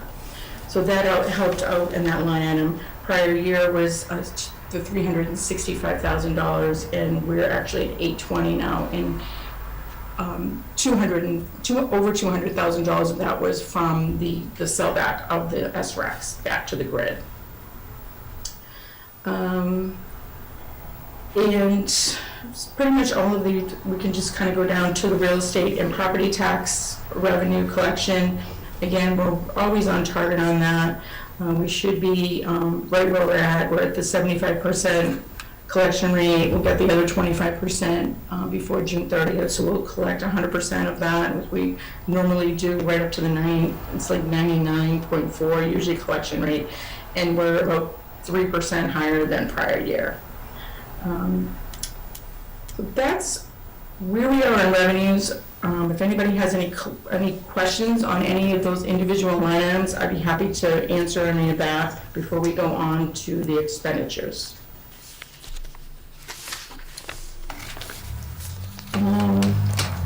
If we just want to look at, we'll first look at the general fund, individual departments before I talk about the enterprise funds. The departmental expenditures, all departments are pretty much in target. Departments at this point should be about 80 to 83% expended. That's the benchmark from where they should be at the April. The reports we're looking at, I actually ran these through April. The revenues were actually through March, but these expenditures are actually through April 30th. The only department that has a higher amount of expenditure is the snow and ice budget and facilities expenditures. The facilities expenditures are most likely going to do a transfer of some of those expenses. Those expenses are the HVAC assessments that they were doing at the school departments. I just found out from the state that they'll be covered under a grant. So those expenditures are actually we were charging them out of there until we could if I found out definitely if they were going to pay for these expenditures. And yes, these are covered under the CARES Act amounts. So we're going to move those expenditures and drop that percentage down so she won't be so high in her expenditure budget. But all the other departments, if you look down at the percentage expense line, everybody's right in where they should be. I will be reaching out to all the departments within the next couple weeks to see if they see any large expenditures coming through the year end that they may need to have a budget adjustment done at town meeting. This is usually the time that I reach out to them and start asking, what are you looking at that you might need through the fiscal year end. At this point, nobody's really has any concerns or reached out to me on any of this so far.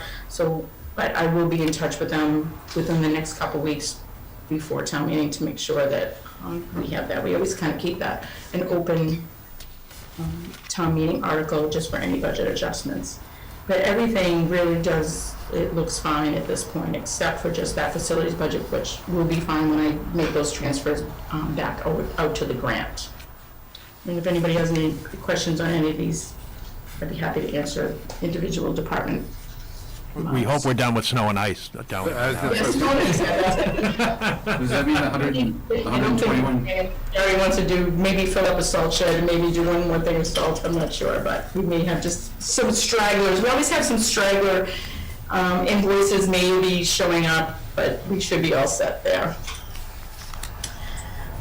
So then I would just want to tell you where we are with the enterprise funds. I don't normally go through these, but I think it's probably good because I think there's some warrant articles on some of these, so we'll just kind of talk about them. This is the sewer enterprise. I run this report. I know it doesn't show well, but it's basically revenues and expenditures because these enterprise funds are they're like little companies in themselves, so they have to be self-funding. So their revenue has to support their expenditures. So if you're looking at the enterprise fund, if you go all the way down to the bottom, you see revenues collected and revenues expended. So the revenues collected at this point is $3.9 million and expended is 4.4. So you say, oh, we're running in the black.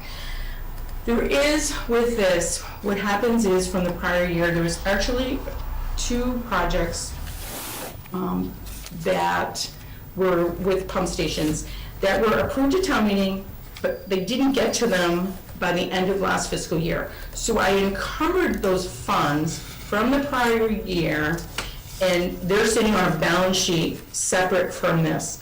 So there was $350,000 allocated for a pump station upgrade. The expenditures are actually falling in on this report, but you're not seeing where I'm actually encumbering the funds on the balance sheet. So when I close out the enterprise fund, I'm going to be bringing in that $350,000 to compensate, so that the expenditures don't look so high. So you're not seeing that. So really at this point, the enterprise fund for sewer is not in the black.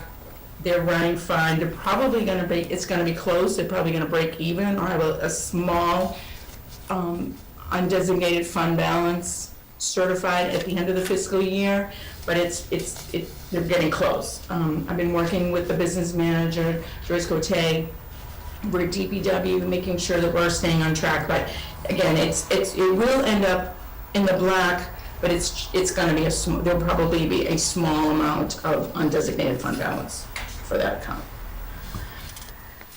Stormwater management, at this point, we've collected $1.2 million, expended about $920,000, so we have a small, we're in the black there, about $283,000.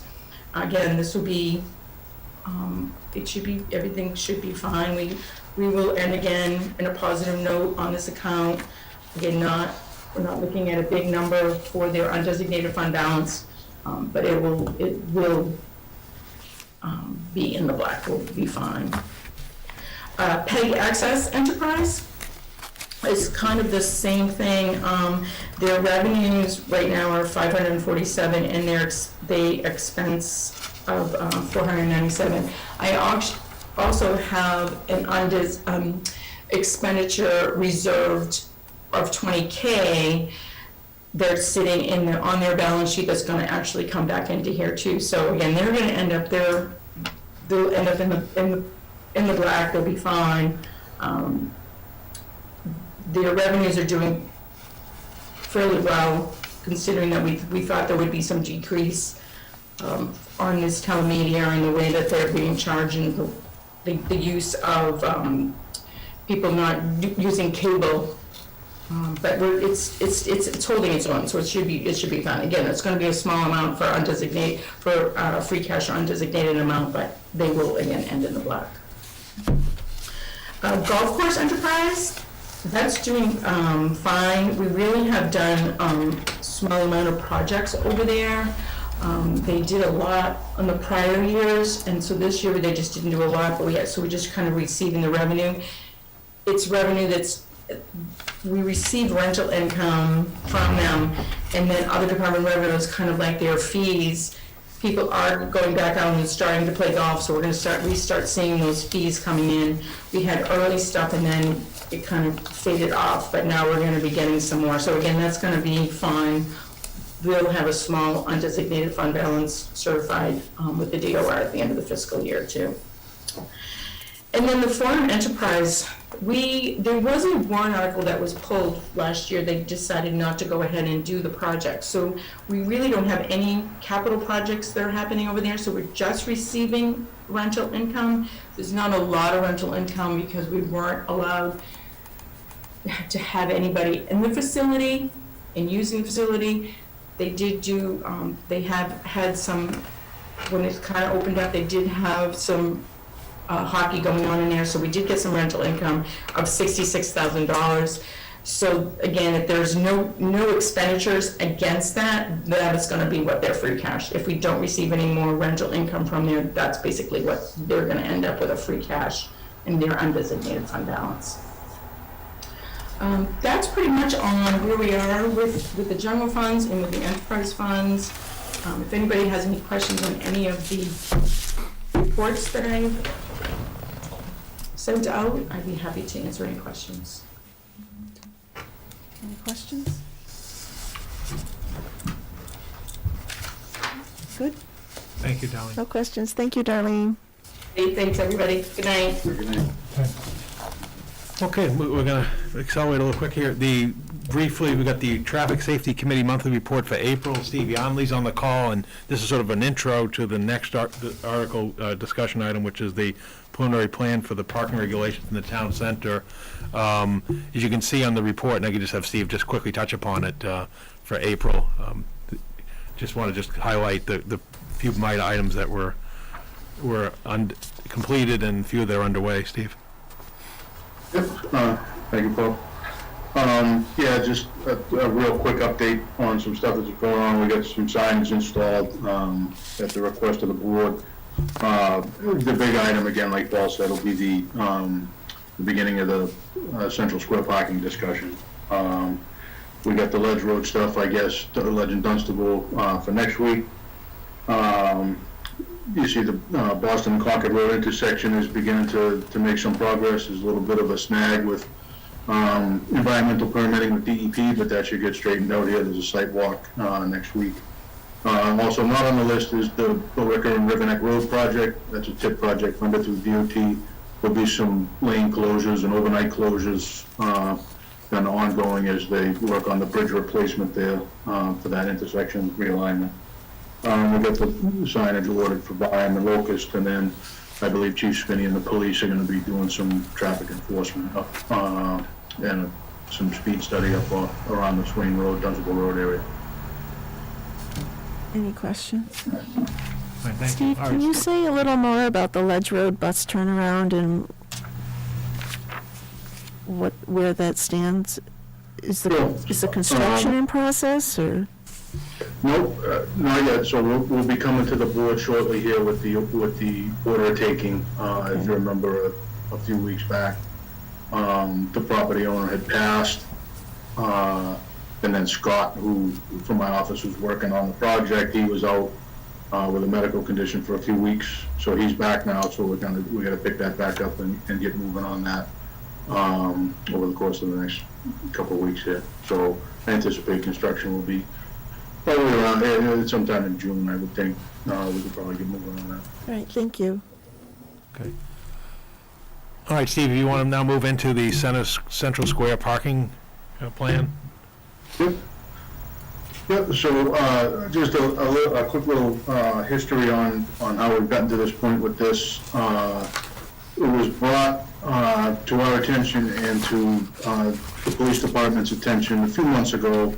Was the concern about, or any of those on-street parking spots, did they have time limits? Were they, an hour parking, 2-hour parking? Were they just, open spots, park there all day, all night, whatever the case may be? Started by one business owner, then a couple other business owners started kind of, questioning the same type of thing. So I got looking at it, looking at our regulations at section 203,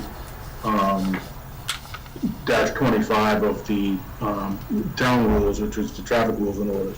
And section 25 of that is the designated timed parking. There's specific spots that are 1 hour, specific spots that are half an hour. Yeah, you can see it there. So as you look at that, clearly this section of the traffic rules and orders hadn't been updated in some time, 30, 40 years time. Because when you get reading this, you can park in front of the library, you can park in front of Old Town Hall, the Center for the Arts, on street, and it refers to the train tracks, and it gets kind of all over the place. And the next section, which I didn't include in the presentation because it's like 5 or 6 pages, is section 203.26, which is the no parking designated spots. And even that is needed updating. So on our end, it turned into a little bit bigger of a project, I started sort of rewriting all this, cleaning it up so it's a little bit easier to understand, and then just kind of moving forward with it. But then, as discussion really started getting on with what we were thinking of doing or what we were looking at doing, as you'll see a little bit later on, we heard from the more business owners, other town folks, other committees, they wanted the opportunity to have some input. So, I kind of stopped what I was doing, figuring we'll go talk to, here tonight with the board. We're gonna, Steve Maffetone and I believe are going to Center Village Committee next week from Thursday. We want to touch maybe on the, Commission on Disabilities and stuff, but I'll get to that later. So if you go to the next slide, just to give everybody sort of an overview, I included some aerial photos here just to kind of indicate what's going on. So as far as the on-street parking in Central Square, 22 available spaces. In this photo here, this is kind of the upper side of the center. So at the top of the screen, that's Dennis McHugh's building on the corner of Chelmsford Street, Erickson's Corner, if you will. So there's 3 spots right there. I know it kind of looks like from the photo there's 4, but one of them is his driveway, kind of in between the 2 buildings there. So there's a spot with a car in it, and then there's 2 other spots. And then down on the traffic island, which when you look at the regulations is referred to as Central Square Park, there's 3 spaces along that island after the crosswalk. And then on the opposite side of the street, the hotel side of the street, there's 7 spots coming down that take you from the hotel, again, the back side of the crosswalk there, down to roughly Garden Gift. You want to go to the next slide? So here in kind of the lower section, if you will, from Cotton Gift down to the corner of Cushing Place, there's 6 spots, and then up in front of what used to be Bob's Coins, and then the building that's the coffee shop now, after the first raised crosswalk there, there's 3 on-street spots there, and those total your 22 available on-street parking spaces in the center. All right, get the next slide, thank you. Of all those 22 spaces, none of which are ADA accessible, handicap accessible. I know there's been some discussion, I guess, about the possibility of adding one. If we were to consider adding one, I believe that this spot that I have kind of circled on this photo would be the place for it. It's the most level spot. It's also right at the corner of Cushing, so our ADA ramps are right there on either side. I've done some searching around since there's no specific regulation for public on-street parallel handicap spaces.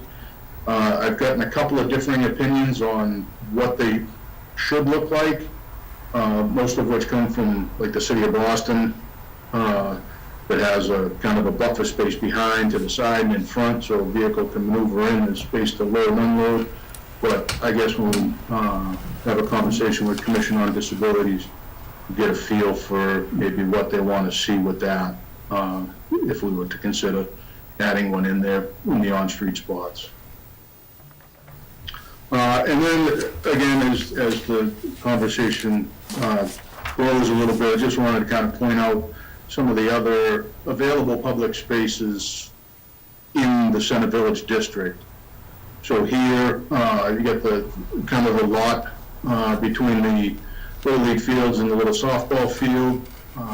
Again, any given day with ball games and whatever's happening, people visiting at the Housing Authority, there could be 72 spots roughly in there, and that's not including the ones directly behind Town Hall that's used by, fire, food pantry, that type of thing, as well as the Town Hall employees. This is just the spaces kind of out between the ball fields. And also sort of capturing in here Center for the Arts. Any given day, there could be 39, 40 spaces in there, and they also have a couple of handicap spots at that location. And also here again in the Village District, right along the Common on the end of Westford Street there's 8 spots. The municipal lot behind Santander Bank. In the leased area, there's approximately 75 spaces, which is kind of the right-hand portion of that parking lot, fairly underutilized.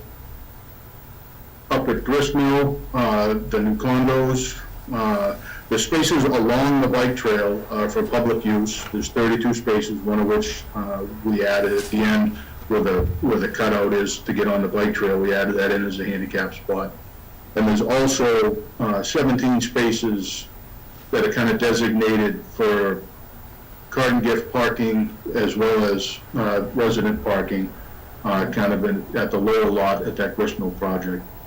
And also, I know under normal times, no pandemic, the library is heavily utilized, but they do have 80 some odd spaces that are, it is a public lot. But I know everybody will acknowledge that the library is heavily used, so, there could be a handful of spots that could be available there. So again, here tonight, just to give kind of an overview, I think what we've sort of discussed at the traffic committee is, we'd like them to be consistent, not have like 2 spots be 15 minutes, and these spots be half an hour, and these spots be 2 hours. I think as far as, there'll be signs everywhere, number one, but then number two, it'll be tough for the chief and the police department to enforce, a 15-minute spot here and a 30-minute spot, 50 yards away. I think that would just be a nightmare for them to enforce. Like I said, I had pretty much gone through a lot of the rewrite, trying to clean up the language, make it easier to understand, but kind of put that on pause until we have the opportunity to meet with a few other committees. Like I said earlier, Center Village, a week from Thursday. I'll have to reach out to Commission on Disabilities. Not sure if they meet monthly or what their schedule's like. And then I know Center Village, and then I believe Lisa Maroney had talked and had been in contact with a few of the businesses, and some of them would like to have some input as well. So I don't know if we want to do that at a select board meeting, so that they can voice their opinions publicly, or how we want to tackle that. So that's what I have on this subject. Be happy to answer any questions.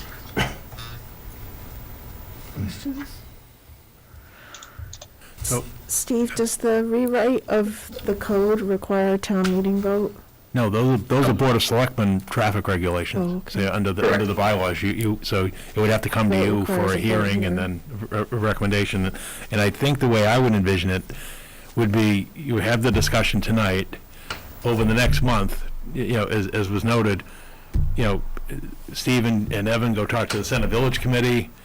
I think there's Steve and either Jose or Evan go to the Commission on Disabilities, which meets monthly in May.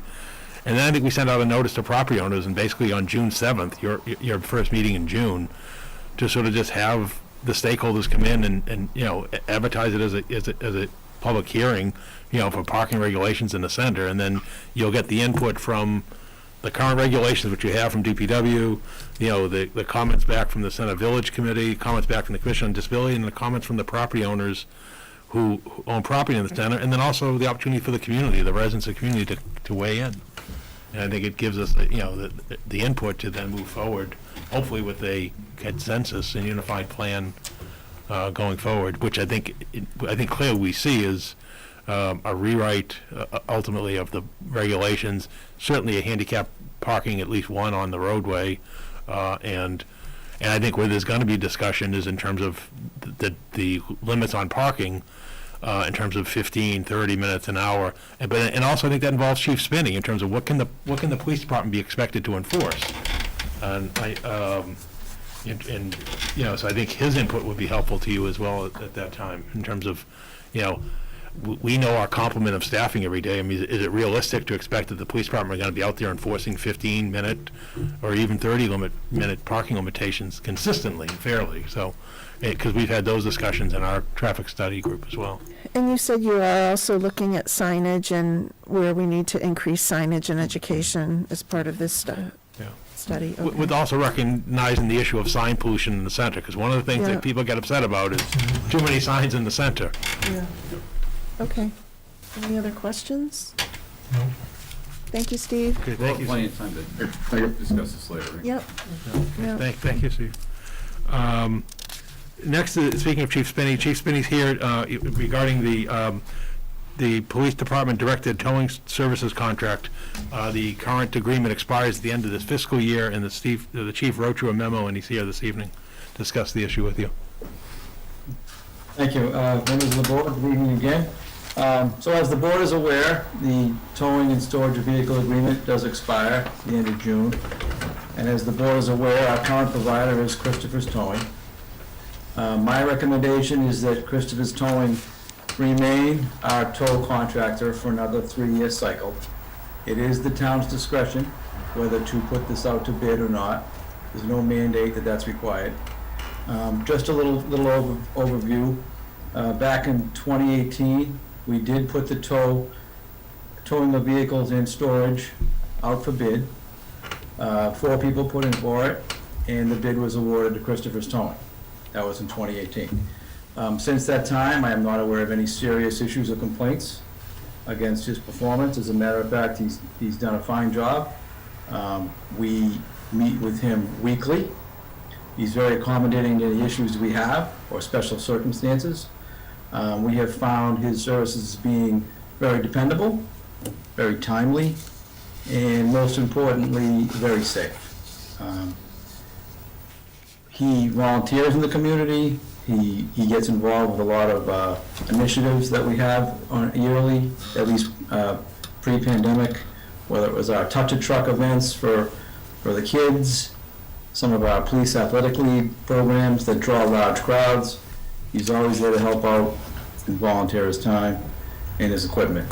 So that's always been appreciated. We just recently, on April 28th, conducted a full fleet inspection of all the commercial vehicles that provide towing services to the community. Other than some, what was described in the police report as some minor issues, worn tire, a leaky air line. They were all corrected on site before the inspection was even completed, and all vehicles were deemed to be safe and operational. And we also conducted a background check on all employees. We actually do this in real time all year long or all cycle long. If Christopher does hire a new employee, that person is fully backgrounded before they begin to perform the duties for Chelmsford. That happens in real time, but just this last several days, we did do a complete background check of all current employees, and all were found to be in full compliance.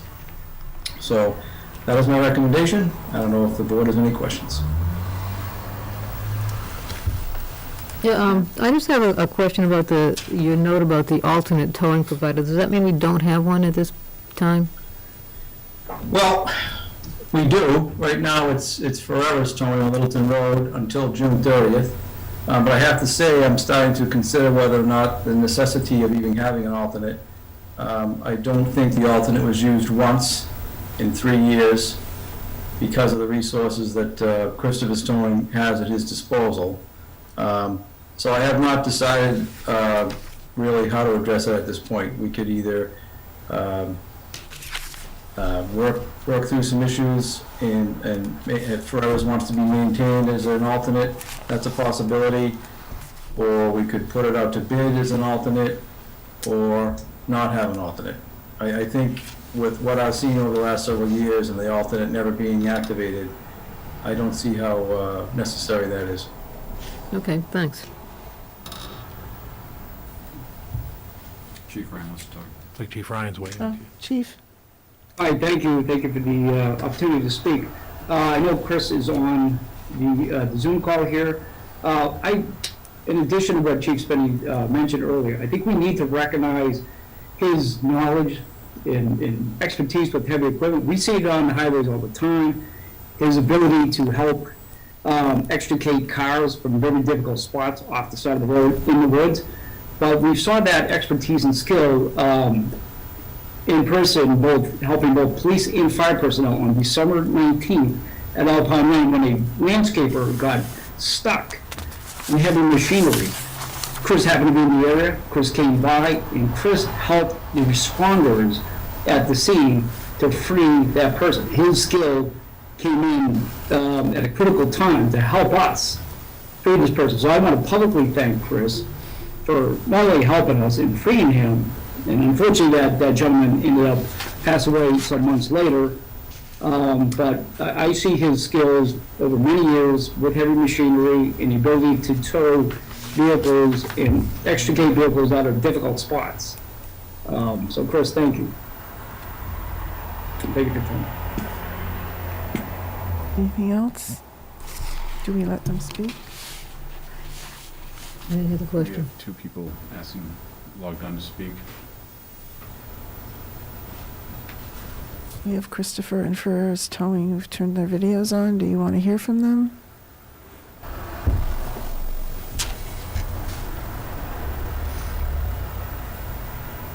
I'm just asking because it's not a public discussion. Christopher, did you want to say something?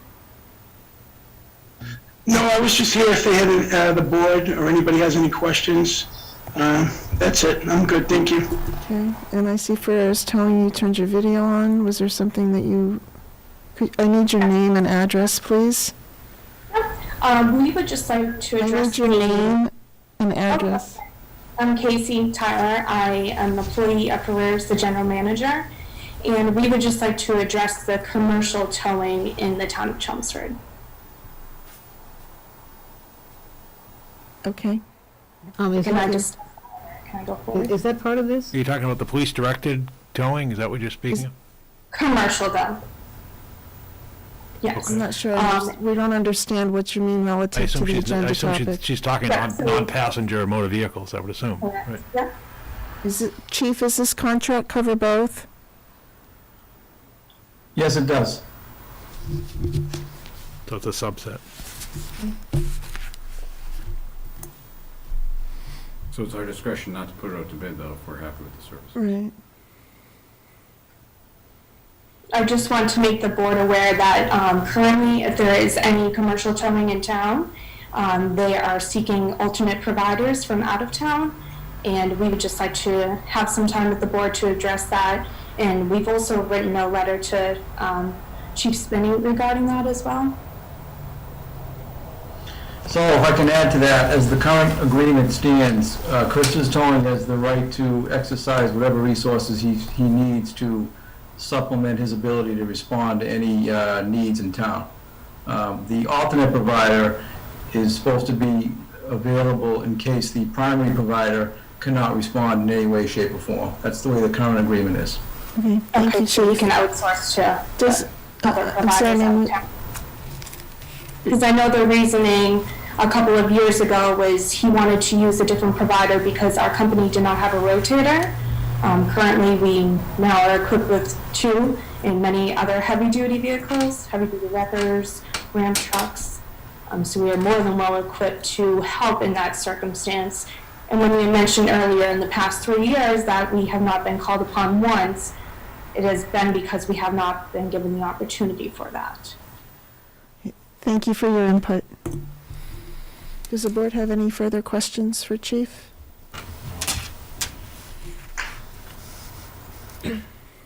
Okay. Any discussion?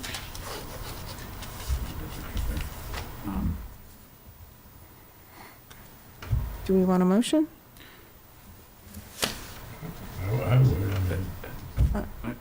I don't have a problem making a motion. Okay.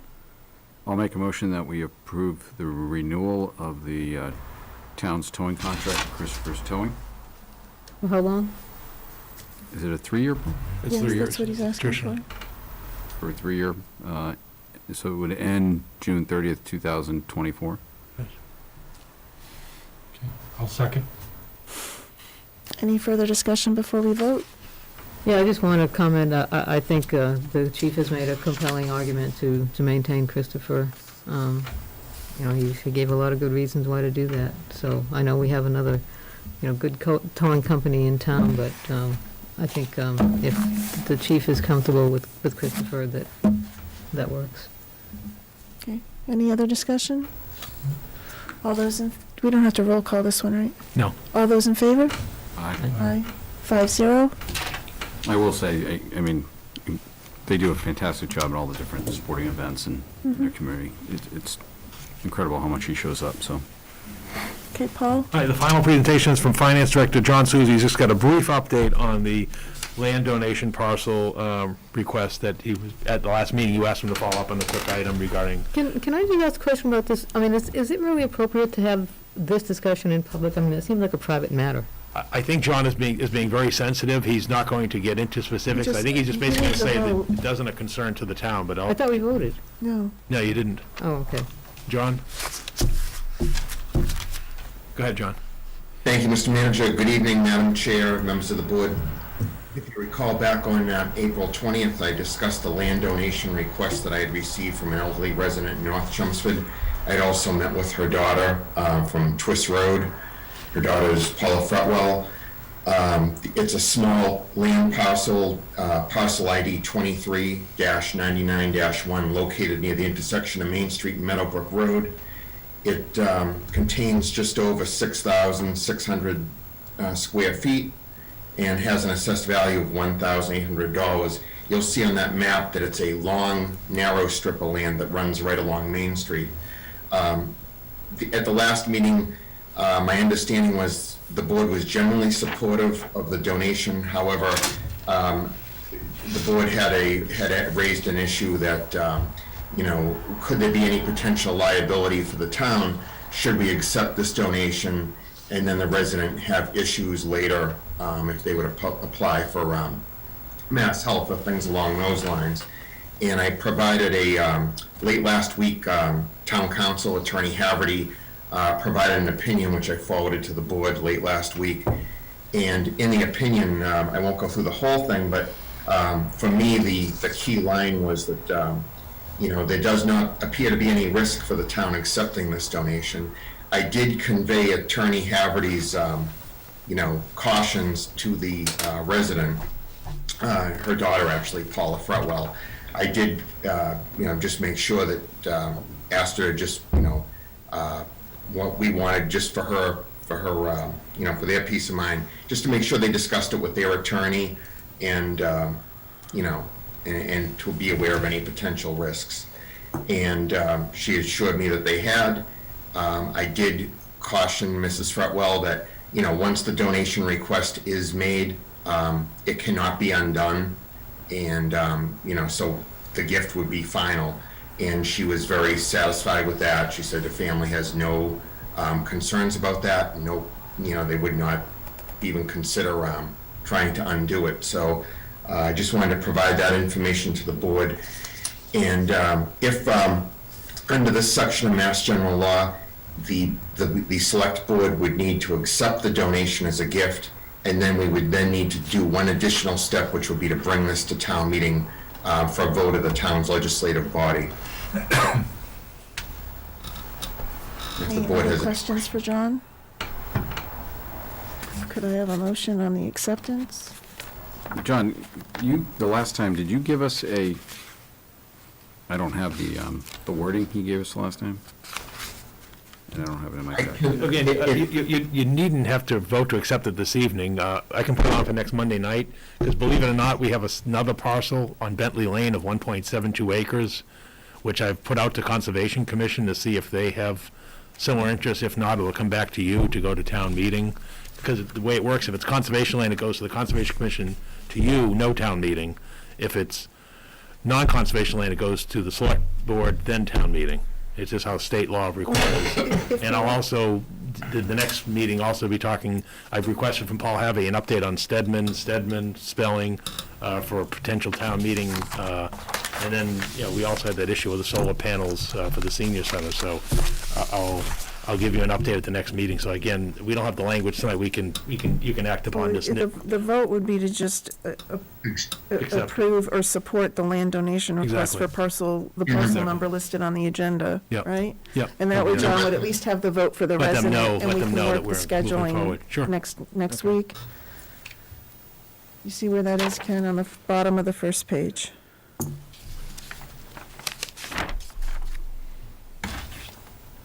So is it the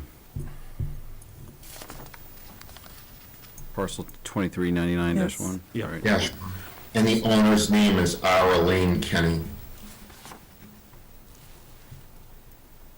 All right, So I will make a motion that we approve the land donation by Arlene Kenny, ID by parcel number 23-99-1. I'll second. Any discussion? All those in favor? Aye. Aye. Aye. Aye. 5-0. Thank you, John. Thank you, John. Thank you. Okay, I got a real brief report on item 6. One, since our last meeting, I think the board's aware of it, many in the community have been aware of it, but I just wanted to give a formal thank you to Milltown Plumbing for the work they did over at Varney Playground. They must have had at least 50 employees there for a 2-hour period on a brisk morning, doing all the playground safety with the bark mounts and it's just fantastic, and That's great. I just wanted to formally acknowledge that, and then also just formally acknowledge, which I know has been reported in the media and social media, and we put out there is, we did receive the formal notice. We had known it was coming from the Attorney General's office regarding the consent judgment by the against aggregate industries for noxious odors and emissions that went back to 2016 was the incident that transpired there, and they'll be subject to a maximum of $1.45 million fine, and they also have to repair and upgrade the Chelmsford plant. And in fact, they've already been in the office talking to Christina, and I know Fire Chief Gary Ryan about, an application to come before you regarding the modifications to the plant. Again, it's very unfortunate that they had operated for a period of time, in 2016 with that crumb rubber asphalt pavement material that, was just under improper operations and maintenance Is there any for a benefit? 4-month period. Any benefit for the town for this? I mean, other than it gets cleaned up, do we get any of the money, or? No, Steve Maffatone, my assistant's trying to look in to see if there's a way that we could obtain some of that penalty money, almost as a payment to the town as opposed to a payment to the state general coffers. So we're exploring that possibility. And, we'll get back to you if we're able to achieve some success there. Paul? Oftentimes that helps, because you said, the people that were impacted were in Chelmsford. Yeah. Rather than They've just been going to the. complaining for years. Exactly, so. On a related note, would this be a good time to start coordinating with the contractor that was doing the air quality studies? We said we wanted them to come back sometime at an unannounced date Unannounced time, in yeah. midsummer. Right, exactly, yep. So Thank you. we'll start, at least targeting. You wanted to do a comparison, right, of different kinds of Right. operation? Yes. The last one we did was in September, and I think we wanted to go a little earlier this year. Okay, Okay. Thank you. That's my Next, we report. have meeting minutes. I'll make a motion that we approve the March 29th, 2021 meeting minutes. I don't think you were there. We weren't You there? weren't there. Were we there, Oh, it's Paul? here. No. Were you done? I think Mark I can wasn't there. second the motion, no? technically, Okay, whatever. George, can you second? Second, I'll second. Okay, any discussion? All those in favor? Aye. Aye. Abstain? 4 in favor, 1 abstain.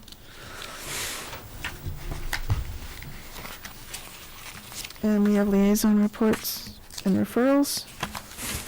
Pat, do you have anything? I just have a couple quick things. First of all, yesterday, the Friends of the Library had a book sale out of the trunks of cars in the library parking lot. It went very well, thanks to everybody who came by and stocked up their bookshelves with bags of books. And tentatively planning another one probably the middle of next month, the middle of June. The goal of these quick sales is to free up space so that the Friends can start to accept donations again, because people always ask, when can we start bringing the books back so you can resell them again? So that's the short-term goal. And also today I viewed Lisa Maroney's first virtual ribbon-cutting ceremony, which was done for Music Elements and Evolution Business and Being. Their new location is on 160 Turnpike Road. I thought the ceremony went very well. It's not nearly as good as being there in person, but it's good to be able to again recognize these new businesses in town. That's all I have. Thank you, Pat. George? No, I'll say. Mark? Not yet. Ken? I'm good, thank you. I just have a couple of things. The health department also asked me to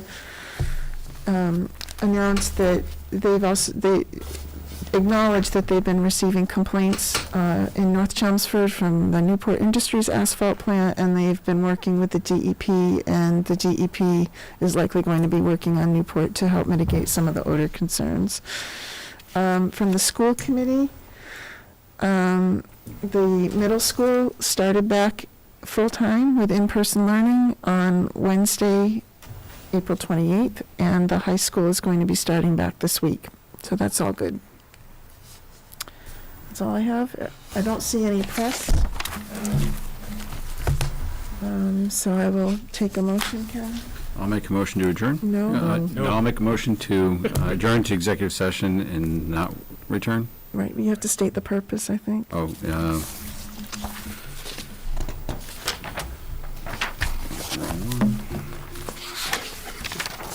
Packed up too soon. I got it. With the purpose to discuss strategy with respect to negotiations with non-union personnel, i.e. the town manager. We have a second?